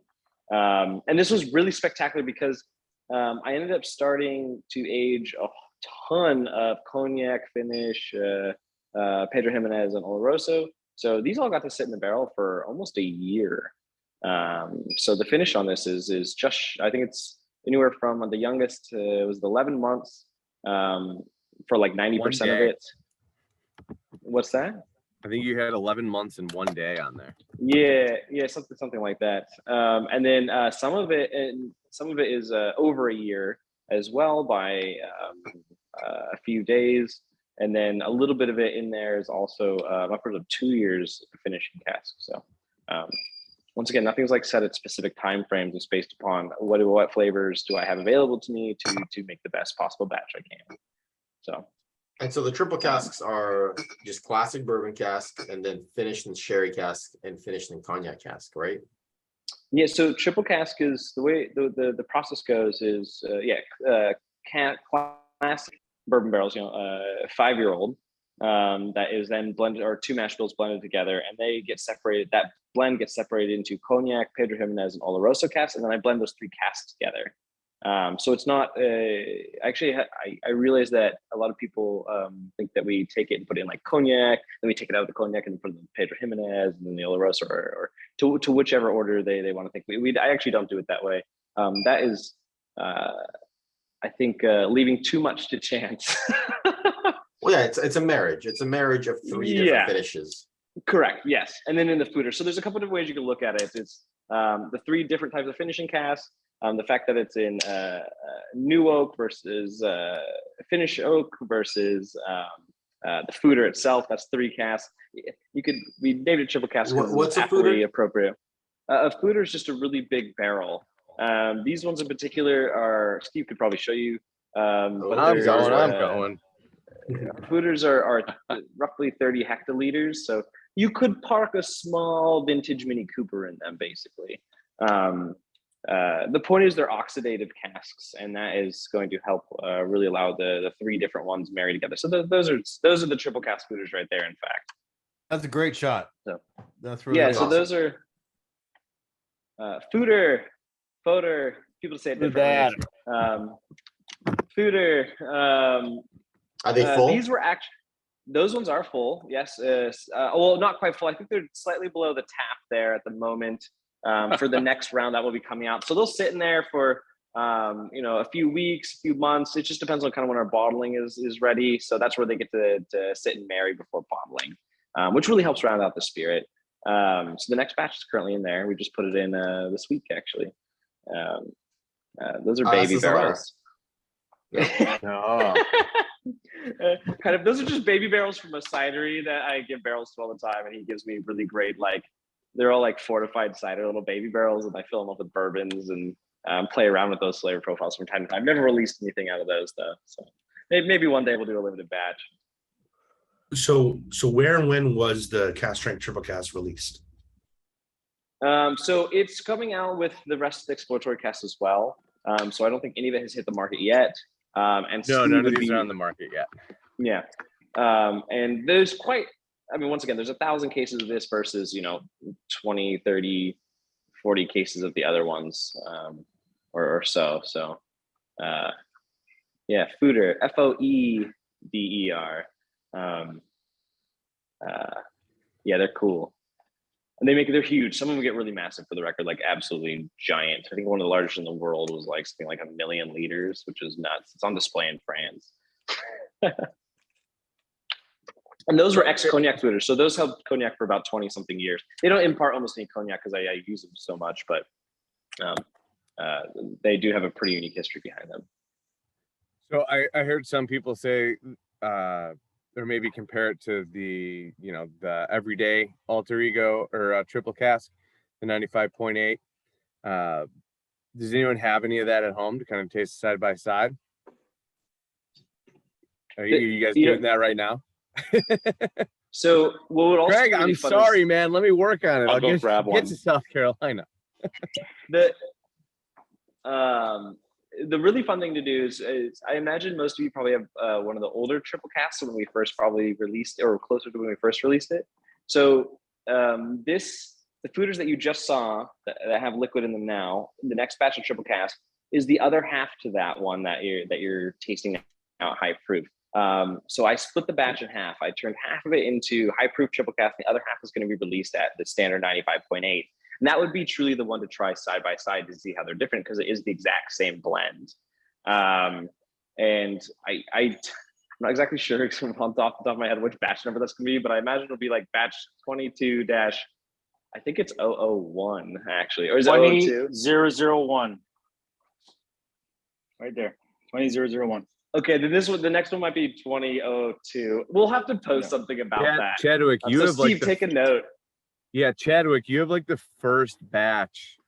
That bottle, I think, is one of the first batches that we did of all three. It's the one that you sent me, Steve. Casks. Oh, yeah. So that would have been one. So that would have been like a long time ago. So a lot of what's we're still finding in the market is like when we do tastings, we'll have something that's like it was again a batch 20-001, 21-001, and I actually made those like a year ago or more, for example. So this next one that's coming out will be the identical one, just proofed down to a 95.8. Jesse, I'm looking at the batch number, or the release number on the triple cast. You kept it consistent with the everyday. So okay. I don't need to take notes. You'll know which one. Unfortunately, way too many numbers going on in my head to keep track of them half the time, which is why the library is amazing. I put everyone next to each other. We can say, okay, here's the batch numbers, here's the order they came in and when we released them. Yeah, the hyper triple cast is pretty cool. And this is the oldest of our finishing casks blended together. So once again, that's just over 11 months and upwards of a small percent of it upwards of 2 years. Yeah, I have to jump in. Cool. I have to jump in because when I tried that triple cast, I was like, hold on a second, that's much better than I remember the regular. I mean, and the regular is good, but I had that 20-001, and so I had to bust it out. I'm like, hold on, something's not the same here. And so funny. One of the things too with this that we don't have a massive multi-million-dollar marketing platform to run on to get all this information out. So we're really trying to work on it. But like those first batches, you have 20-001. That was like the original batch. That's an original. That's the very first those one. Finishing casks, that Oloroso sherry, Piag sherry, and cognac, that was the first time they were introduced to anything other than sherry or cognac. And so that's where you might be seeing like a really powerful, like a big change in there. Because Jesse, the library's changed. And when I say library, I mean like the wall in which each cask is sitting. He has more to choose from now. He has ones that, have had whiskey in them for longer. He has some that were just introduced to whiskey. But that's where he gets to go by taste and pick and choose which flavor profiles he wants to be consistent with. And you're going to start to see that you're seeing an evolution in the casks from that one to where we are today. Yes, Steve is correct. I was gonna say the flavors just jump out of the glass. It's so good. I can't wait to get a bottle of that. Yeah, that's coming to California. Yes. There you go. Yeah, this one was pretty spectacular, and that's where we're like sitting back and thinking this would be a cool one to release at the cask strength. And so here we go. This is why we did it, because it is really good. And this is directly what I taste when I blended all the cask together. And to go back to Steve is correct. We've gone from originally it was like 9 or 10, no, it was like 12 barrels, 12 large cask 500 to 600 liters that I used to have bottle, and that was it, around there. And now we're looking like 30 something casks on average, and all at different ages. So I get to, really pull the different flavor profiles that I'm looking for and combine them together. So you're tasting an evolution of not only my ability to blend, but the evolution of the growth of Doc Swinson's, which is cool. That means, we're doing well because of people such as yourself that care about finding these kind of products and sharing them with your friends and family.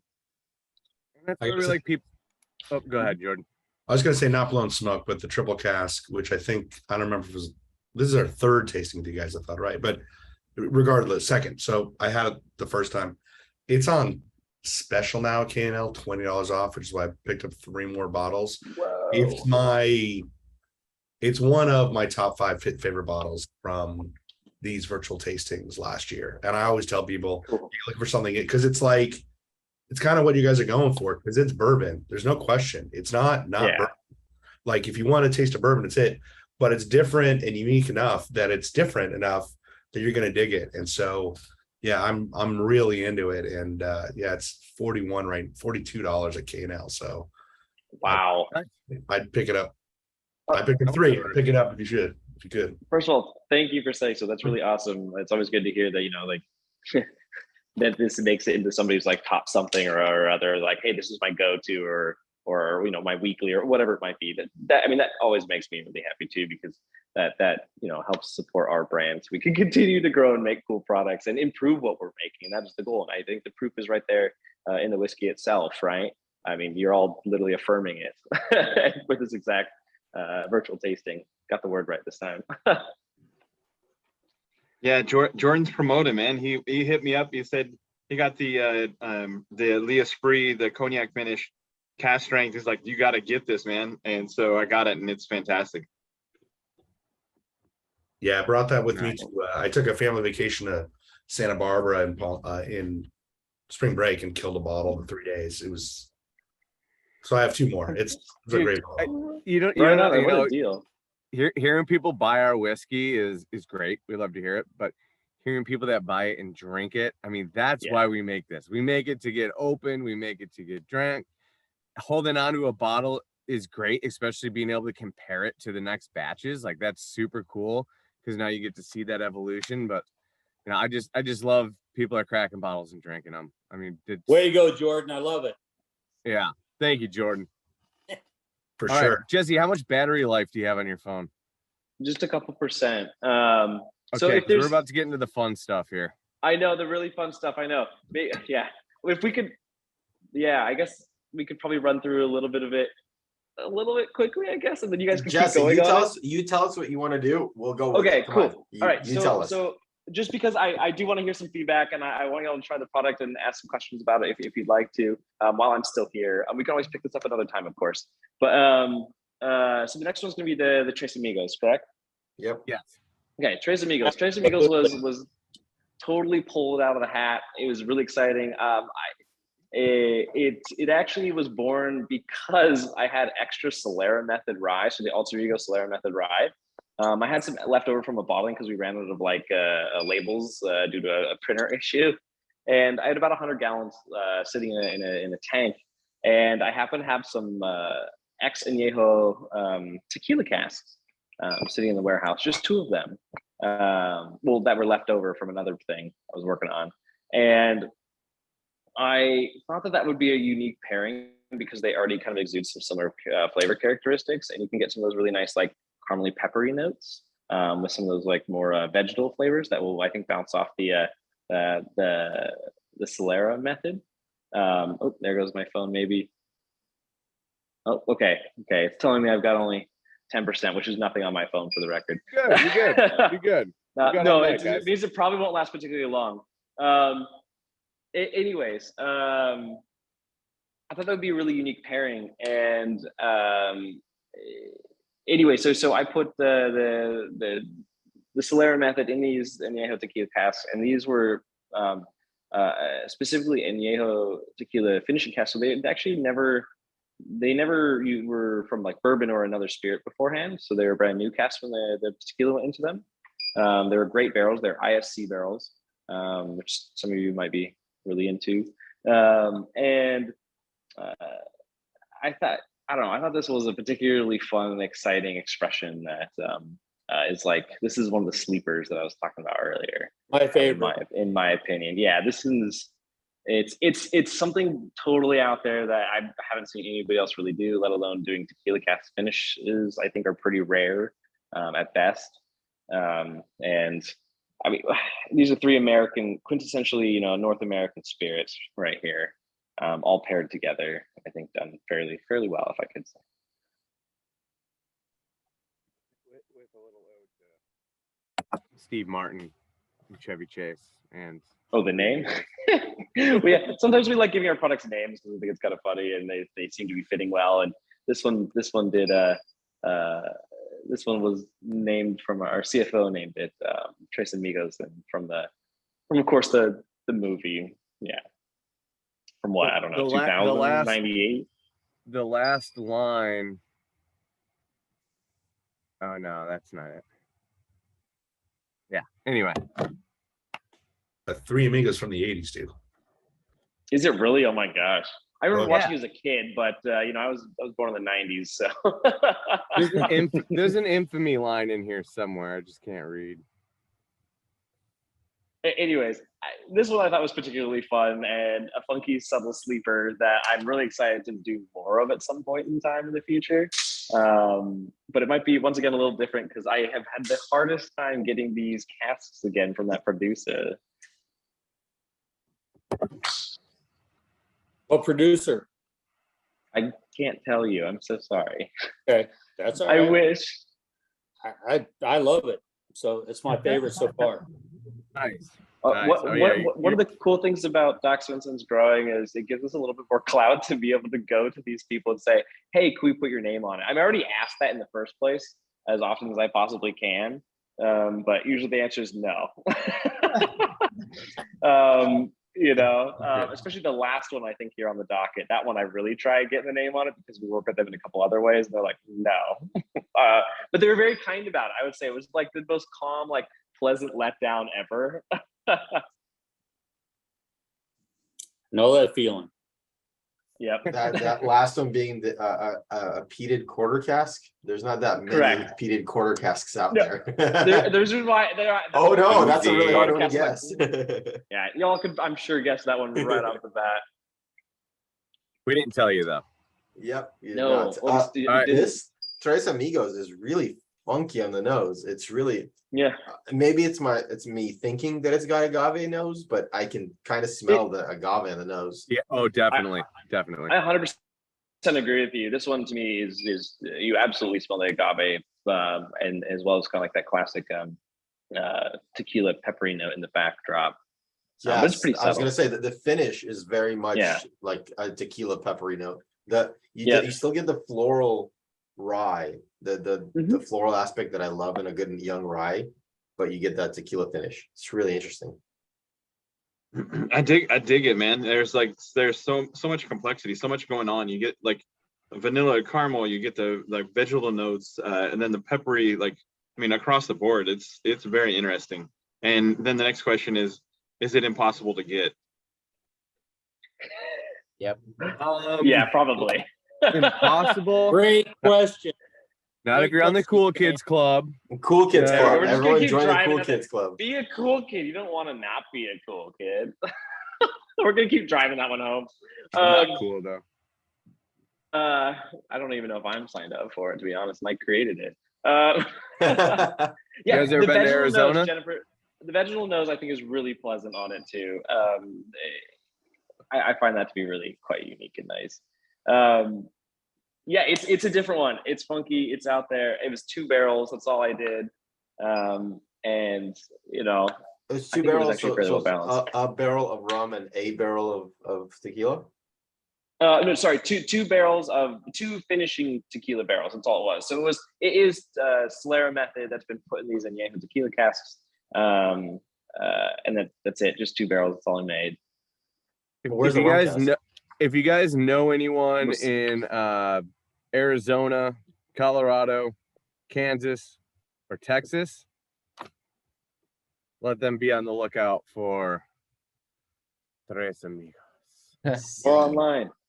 Or online. You had a question? Thanks, Justin.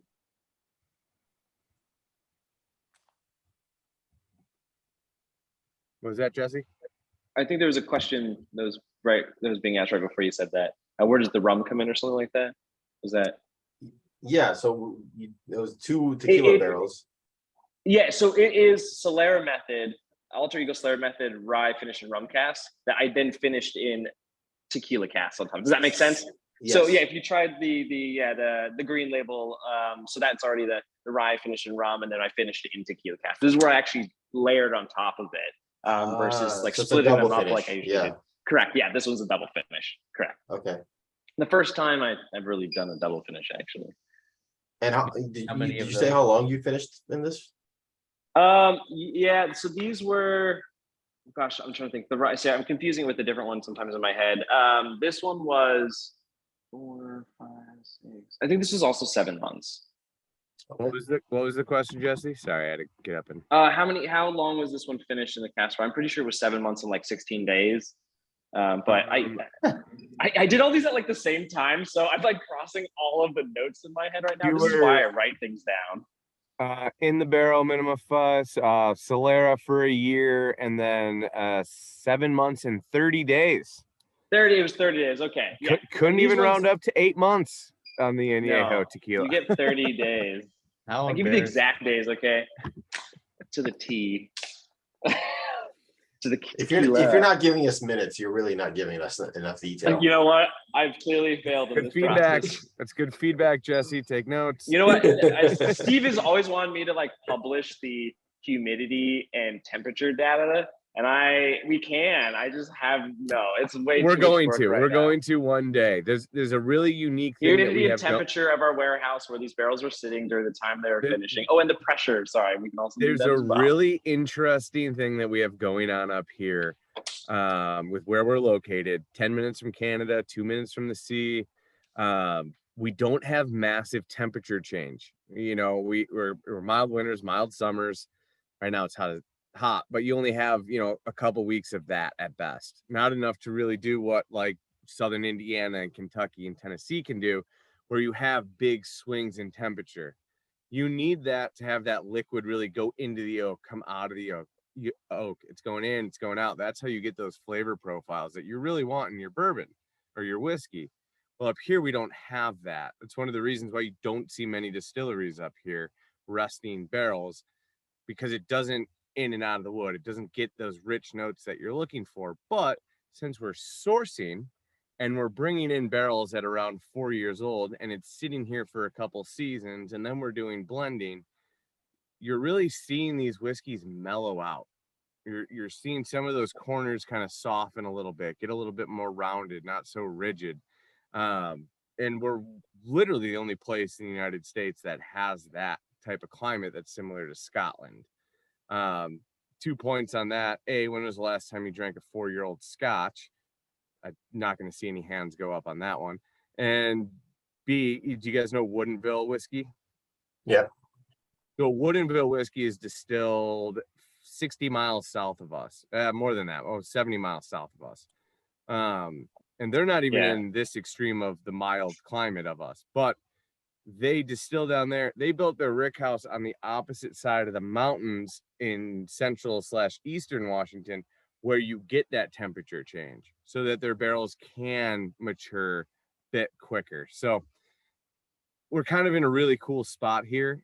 And that's why I'm nerding out with Jesse to one day publish what that weather was actually like. It's a good thing we have things like NOAA that archive all of that, and we can go back.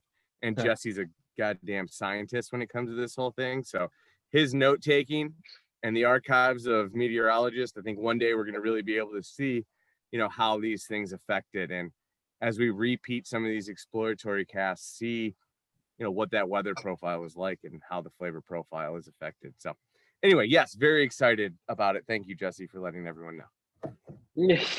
One quick thing before we lose Jesse. I want to grab this before we do it.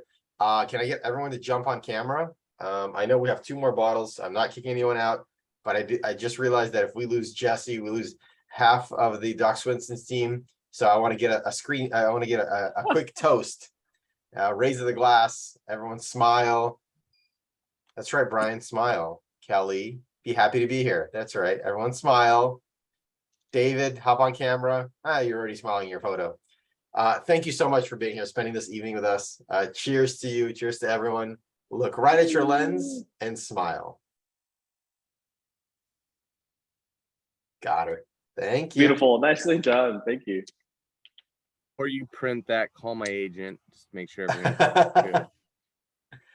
I'll have my people reach out to your people. Yes. Jesse, how much battery life you got? Tell me 8%. What? Oh shit, hold on. Sorry. 4. Oh shit. Oof. Okay. Funky drummer and smoke on water. I think we're gonna make it. Okay, so yeah, Funky Drummer. This is one that I think people have been looking for a while, because we were originally going to release it back in November of last year. But then when I built the final blend for it, it wasn't quite as like beautiful as I believe it was previously a few months beforehand. That's one of the consequences of experimenting, is sometimes you want to push the limits from time to time, and actually almost all the time. So I try and really push the limits on how many months something's in a barrel. I tend to lean on like more time is better. That's just more what I find to be true. But that doesn't mean it always is. And there was a point in time where Funky Drummer, the original batch, which is not being released for the record, was like absolutely perfect. And then I decided to keep pushing it, and it turned out it was still good. It just was not quite where I really wanted it and where we thought it was as good. So I essentially remade it. And that's what's being released now. So that, once again, going back to that sticker, or not sticker, the little stamp on the side of our bottle that says bottle when ready, we really do stick by that. So if there's something that we don't feel that really brings it home for how we feel about a product, we won't release it. It'll just unfortunately sit in our warehouse until I figure out what else I could maybe do with it, or who knows. So Funky Drummer, this was a really fun one, and we wanted to sit down and create another rye finished rum cask because it's such a great compliment anyways, but it would be quite different than our Alter Ego Solera method. So we didn't want people to say, oh, it's just another version of it. It's not at all. In fact, it's like complete opposite ends of the spectrum.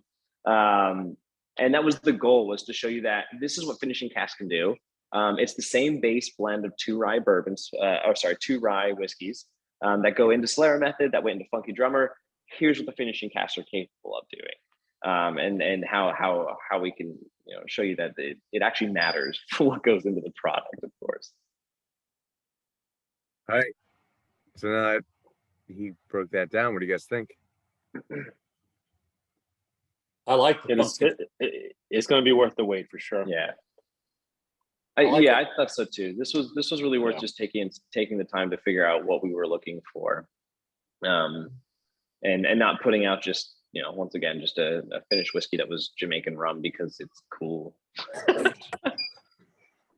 It's all about that delicate balance. I think we were talking earlier about some other finishes, where finished whiskey was back in the day, and where it is today, but being delicate and letting that whiskey shine through. And is something that we strive for. But when you get a great barrel like Jamaican rum,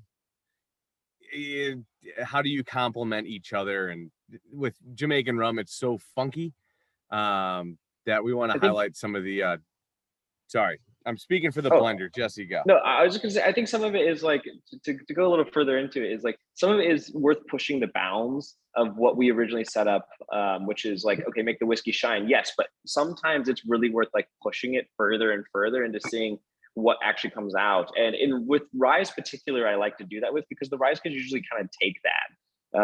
They're a little bit more hearty than bourbons and less delicate, in my opinion, when it comes to finishing. So this is why we took the ryes a little bit further and thought, okay, let's press it. Let's see what we get out of it.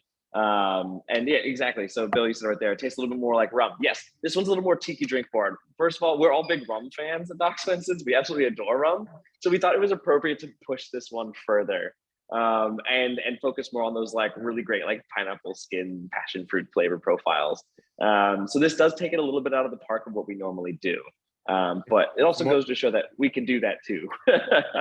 It's more like Just a really occasionally. great spiced rum, or yeah, Jamaican rum. Yeah. Like a good, like the rye is in there, but that's complementing the rum more than vice versa, where normal our other finishing casks are. The finishing cask complements the whiskey. This whiskey's complementing the rum. All right, while Okay. Jess is still here, let's dive into smoke on the water.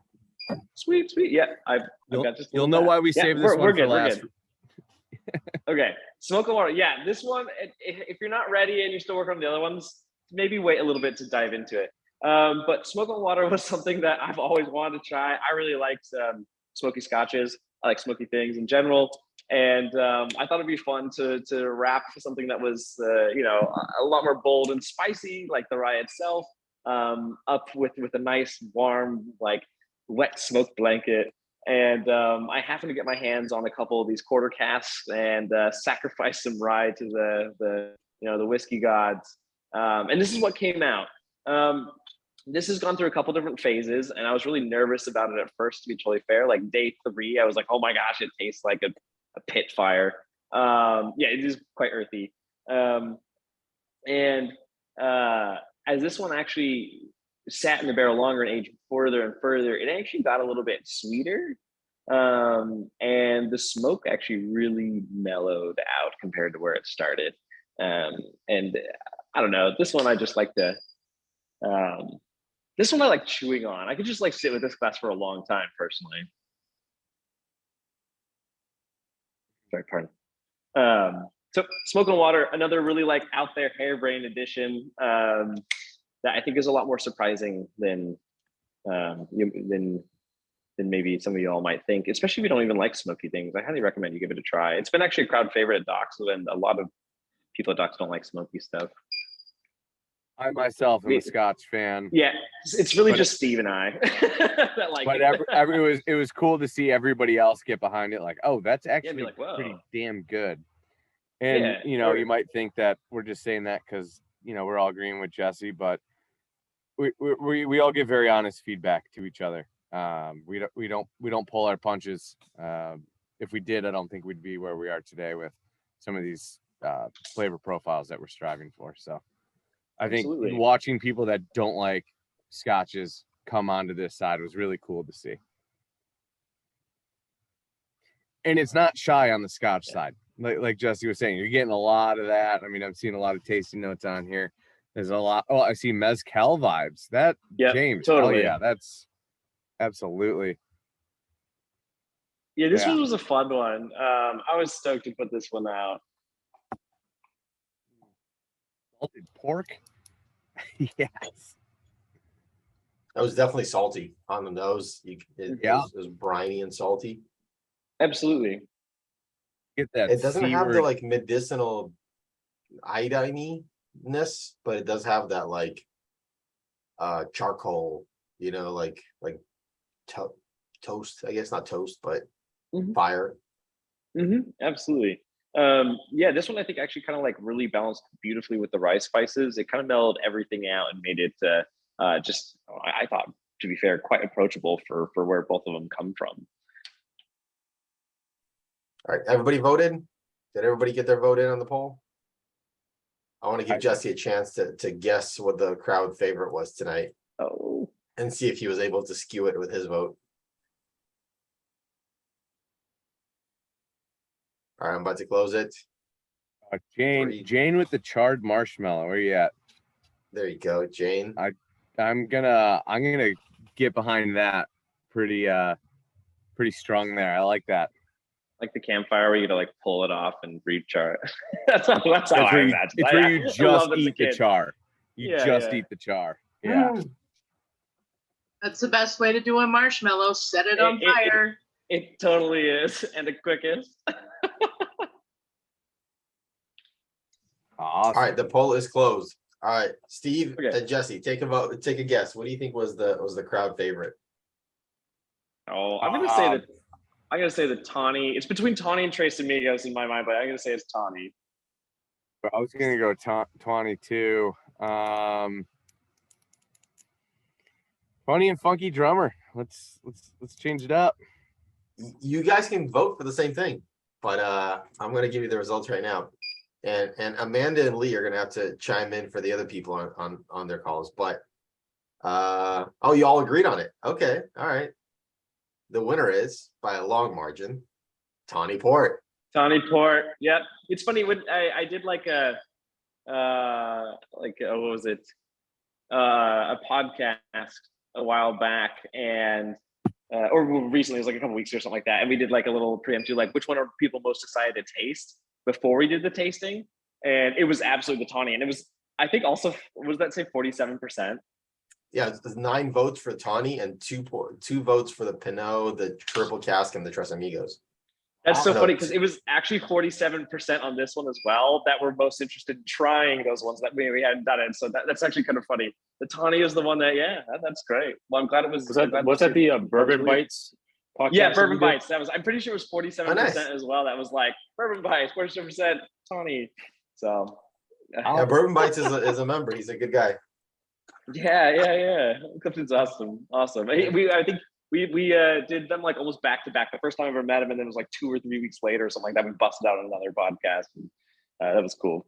So I like the pairing with video games and in that round D&D we talked about. So yeah, I used his video cool for the event page for our event. Oh, cool. Get him a few more views. Yeah. He was like, "Oh, we're tasting the same thing. All right, if you want to get ahead, there you go." That's awesome. Yeah. These have been absolutely fantastic. If you want to go back and talk about anything, because I know we rushed it to get to the end, and you probably have another 1.5%. So we're gonna. Yep, I'm right about there. So I'm just gonna probably disappear at some point in time. Well, we do want to say thank you. Thanks for spending the evening with us. You know, you are out in party land right now, but you chose to be with us, so we really appreciate it. Yeah, thank you so much, Jesse. Thank you. Yeah, thank you all for being here too. I mean, you're all my people. You know, I mean, this is where the support comes from. This is where the cool feedback comes from, and I appreciate it. I really enjoyed the last time we all got together too so much. So that was fairly legendary. all the cool kids. That's right. So I know I was like, I'm like rushing around trying to get it to go, and I'm like, I gotta go, and the gym worked out evidently. So and you got a workout in. Jesse, just do a sweatshirt. I did pedal. Just do a sweatshirt. Okay, sweatshirt. That's it. The sweatshirt. Okay. Actually, I have a really ridiculous design that we could slap on a sweatshirt that you all probably might love or hate. I don't know. It doesn't matter. Just put Doc Swinson on a sweatshirt. I'll buy it. Chadwick gave us a great idea for a sweatshirt, and I haven't forgotten it. So when that time comes, don't forget. Okay, Steve. It sounds like we just got to get together again and chat when I get back, or when you're back from wherever you might end up. Steve, I'm telling you, man. The first time I told you that sweatshirt is gonna be golden, man. I'm telling you. Yeah, I got notes, dude. I got notes. I remember it. We're just, I'm gonna push for it when we go to do one. There you go. Let us know. We're all in the Cool Kids Club. We are. Nice. What happened to your lights? You're in darkness. I know. I don't want to get up. Camping. Literally, the sun went down. Well, it's almost down, as you can see. Almost down. Hold on.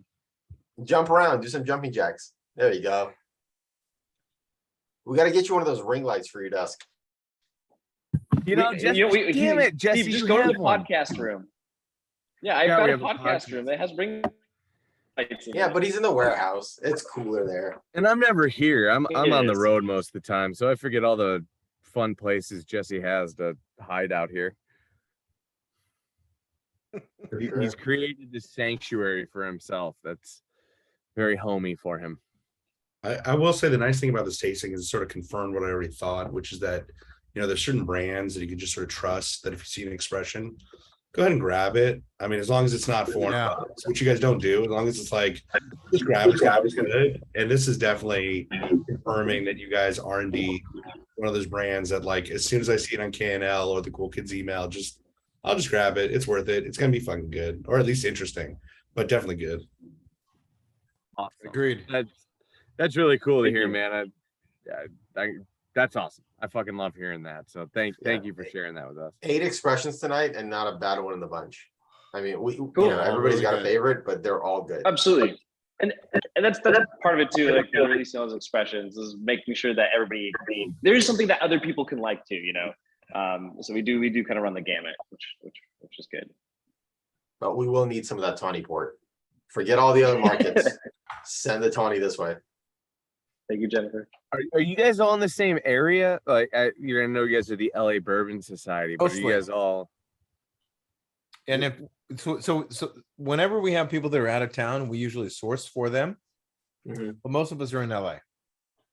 Okay. And most people here are in the somewhere within the LA region, outside of Craig, who has left the LA region and is now in, you would never guess it, South Carolina. Oh shit! I thought he was in Virginia. I've been working on Virginia this whole time. Well, you can Virginia all you want, but we're in SC. So, Okay. I mean, if you Game need some cocks? help with moving those casks around, I'll do it. All right, let's get you some booze, but in the meantime, we'll at least try to get some port down to your boys here, and maybe There they you can send go. you a bottle. Yeah. Awesome. Yeah. Is there like a retailer or anything that you guys all prefer? Do you guys all shop? KNL is central for everyone. We can chat. We'll make it happen. We can chat. Okay. There's a retailer we work with for our barrel picks who will happily bring it in for us if needed. Yeah, there's a couple. There's a couple. Yeah, we have retailers that we all like. Speaking of barrel pick, I already started with the Cool Kids Club, so yeah, I'm putting that down in the info. We're good. Perfect. Yes, yes. Bill wanted to give us some feedback, but you typed in that Bill, do you want to say something? No, you're muted. you're on mute. You're muted, buddy. Still muted. Still muted. All right, we're good. All right, it is what it is. We saw the chat. So Vadim, I think we need to do a what are you barrel saying in pick the as chat? well. Okay. The barrel picks are not going to be these fun, funky ones, though. It's just going to be a barrel, right? Your barrel picks, you don't do like finishes or anything, right? It's just here's a barrel of bourbon or a barrel of rye. At the moment, yeah. We're working on things, but we do have the barrels that we offer up are that 21% rye mash bill, and then the 95 and the 51. So we do have a few to choose from if you want to go the rye route. I really like the way our rye sits in our climate up here, and the way that it kind of, rye can have a lot of those spicy and peppery notes. Obviously, that's what it's all about. But to combine that with some smoother, sweeter flavors from our climate is pretty awesome to see. And I think people are finding it very beneficial and gravitating towards it. So if you guys want to do something, I'd love to send some stuff down. And if you guys are like, what? We'll wait for something else, let me know. Well, yes to all of that. Yeah. Talk President to me, has make it spoken. happen. President has spoken. All right. Yeah, let's talk and just do you guys all get together on like Tuesday nights at 4:00 or how do you guys do taste? Do I need to send a whole barrel down to taste? No. We delegate that to Vadim. Yes. Vadim Yes to the coordinates. barrel. Yes, please. San Diego, California. Send me the barrel. Wait, why did my email just get hacked and it says yes barrel and address is straight to Chadwick? What? I might be able to make that happen, Chadwick. Yeah. Chadwick, you're getting a lot of love here from the Doc Swinson guys, so I respect that. I think the love is mutual. Yeah, it is definitely mutual for sure. I don't know how you found out about Docs, but you were blowing us up early and often. So I was on board with your enthusiasm from day one, man. So I appreciate all the love and support you're giving the brand. Absolutely. I give it out to anybody I can. That's I remember back in the day when somehow the industry got word that you guys were giving out Glencairns to anyone who would ask. And then Chadwick showed up to my house with like a box and he goes, I'm the unofficial brand ambassador, and they just sent all this to me to distribute because you guys, like somebody posted in the group, so half the LA Whiskey and Spirits Guild had emailed The Yeah, Doc Swinson that's guys, right. like, hey, I wanted to buy this, blah, blah, blah. He's like, I I'm forgot gonna, I'm about Oh gonna that. hand yeah, deliver actually, all it these was this. glasses. No, so this is what it was, Vadim. People wanted this right here. Yeah, They yeah, wanted yeah, that. yeah. Or whatever Ah, they I like wanted how you that. have That to was blur it out. yeah. Sorry, I couldn't. Legally I couldn't do that. So Yeah, those were a hot commodity for sure for a while. Yeah, Yeah. sample bottles and a Glencairn. yeah. But yes, we And did the turn double Chadwick wide in. ones too. The double wides? Yeah. So you remember you sent me the double. See, you're like, oh, we're tired of drinking out of small glasses, so we made bigger ones for ourselves. Yes. The big rocks glass, yeah, for the double old Yeah. fashioned. You can fit a lot of liquid in those things. Absolutely, and a very giant clear format ice cube in there as well. Yeah. Oh, that's your cue, David. He's not even on. I know, you set him up right there, softball. Tried to. Gone. Here in South Carolina. What was that? I need an ambassador in South Carolina. Is that what you said? Oh, absolutely. Wait, who do You we got know in my South email, Carolina? dude? There's somebody in South Carolina? Not on this chat, but I think No Craig's got a friend clear out there. cubes. No clear cubes in South Carolina. All right. No clear cube. Only what we make. I'll send you a link to a $30 thing you can buy and freeze your own clear cubes. You're the best, Vadim. I try. Craig, my email address is in there. Make sure to shoot me an email here before too No, long. I'm doing it right now. I'm on the Cool Kids Club. There you go. Shoot me a personal one though. It's in the chat there. Okay. We'll get some stuff going your way because South Carolina's on our short list for where we want to get into next. So. Yeah. Thank you very much. Yeah. No. Thank Hey, everyone. Really. It's been a great group to be with. It probably started in the first 20 guys, people. So it's been awesome. Thank you. yeah, I'd have to say every encounter I've had with this group is pretty great too. Maybe not so much towards the end of the last virtual tasting. I'm not going to go that far, but certainly every coherent time that I've spent with you guys has been awesome. And even with James down at James and a few other guys. Is anyone else on here that was down there last time? I'm not sure. But when we were down at 7 Grand and Oh yeah. I didn't even know you were coming down. What was it? Was it a Doc's tasting or what was it? yeah, I ended up down. What's that other room there, James? Where we were in the Jackalope. The Jackalope. Yeah. The Black Bourbon Yeah, Society organized a tasting. Awesome time. Yeah, and I did a quick little Seattle to Miami to was it Boston? I think I was in Boston that week before, and then down to LA, and then back to Seattle. So I did this nice little crisscross thing.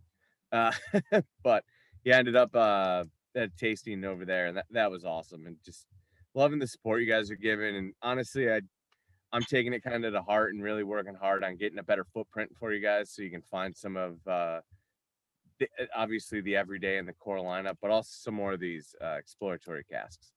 Hearing that K&L is a good go-to for you guys, we obviously have a good relationship with them, so things are going to continue to flow to them. But even beyond that, we're hoping to get into some more shops throughout California and really start spreading some of the love for you guys.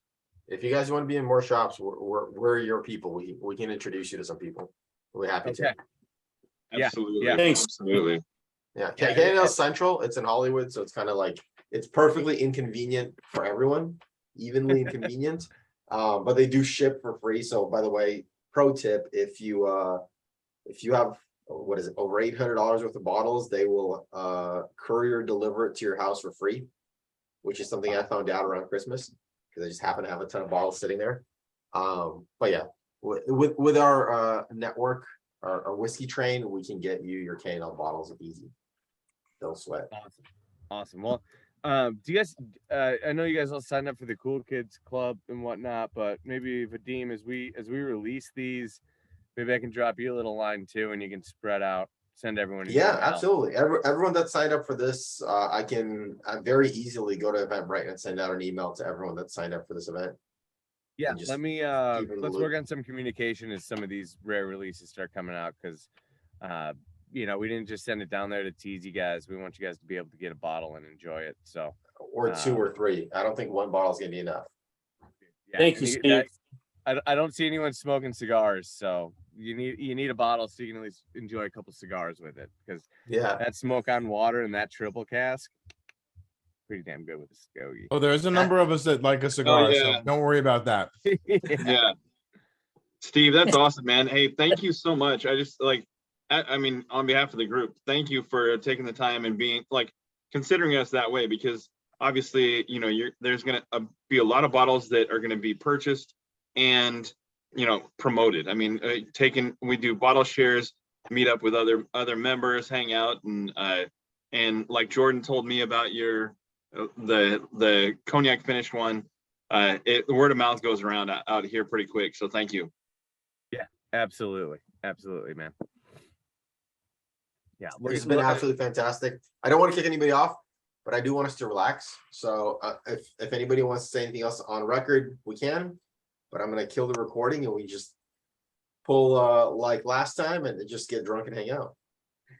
No, man, I gotta did you go. do the picture? I did do the picture. You were gone, but we had your default, smiling default. We wanted to grab the picture so before Jesse's phone died. Good. Yes, it appears to have passed away currently. Yeah, he's gone. He's no longer with us. What was so everyone like the 20 port? Should we go back and revisit that really quick before I gotta jump? And I was really excited for the nobody has any Pinot. left. Oh, I've got some. I've been holding on to this Pinot. That Pinot was awesome, man. Steve, if you need another contact, Steve, if you need another contact for wine barrels, I have family that has a vineyard in Sonoma. There you go. There you go. Yeah. Drop me an email. I would love to hear that. As much as I'd love to say I have as a founding person with Jesse and our partner Chris, Jesse obviously has the final say all, but I'll toot my own horn and have introduced him to many of people he still works with today. So yes, but drop me a line and I'd love to hear something. And at least I like getting Jesse out of the house for a while too, because he goes a little crazy back here. So any excuse to get down to wine country, I'm sure he'd love. Okay, cool. Thanks, man. Awesome. Dude. As we revisit stuff, we also have a raffle. Coleman donated a bottle of the bourbon pick from Costco. Coleman is one of the guys that used to do a lot of our tastings and is just now a little bit busy.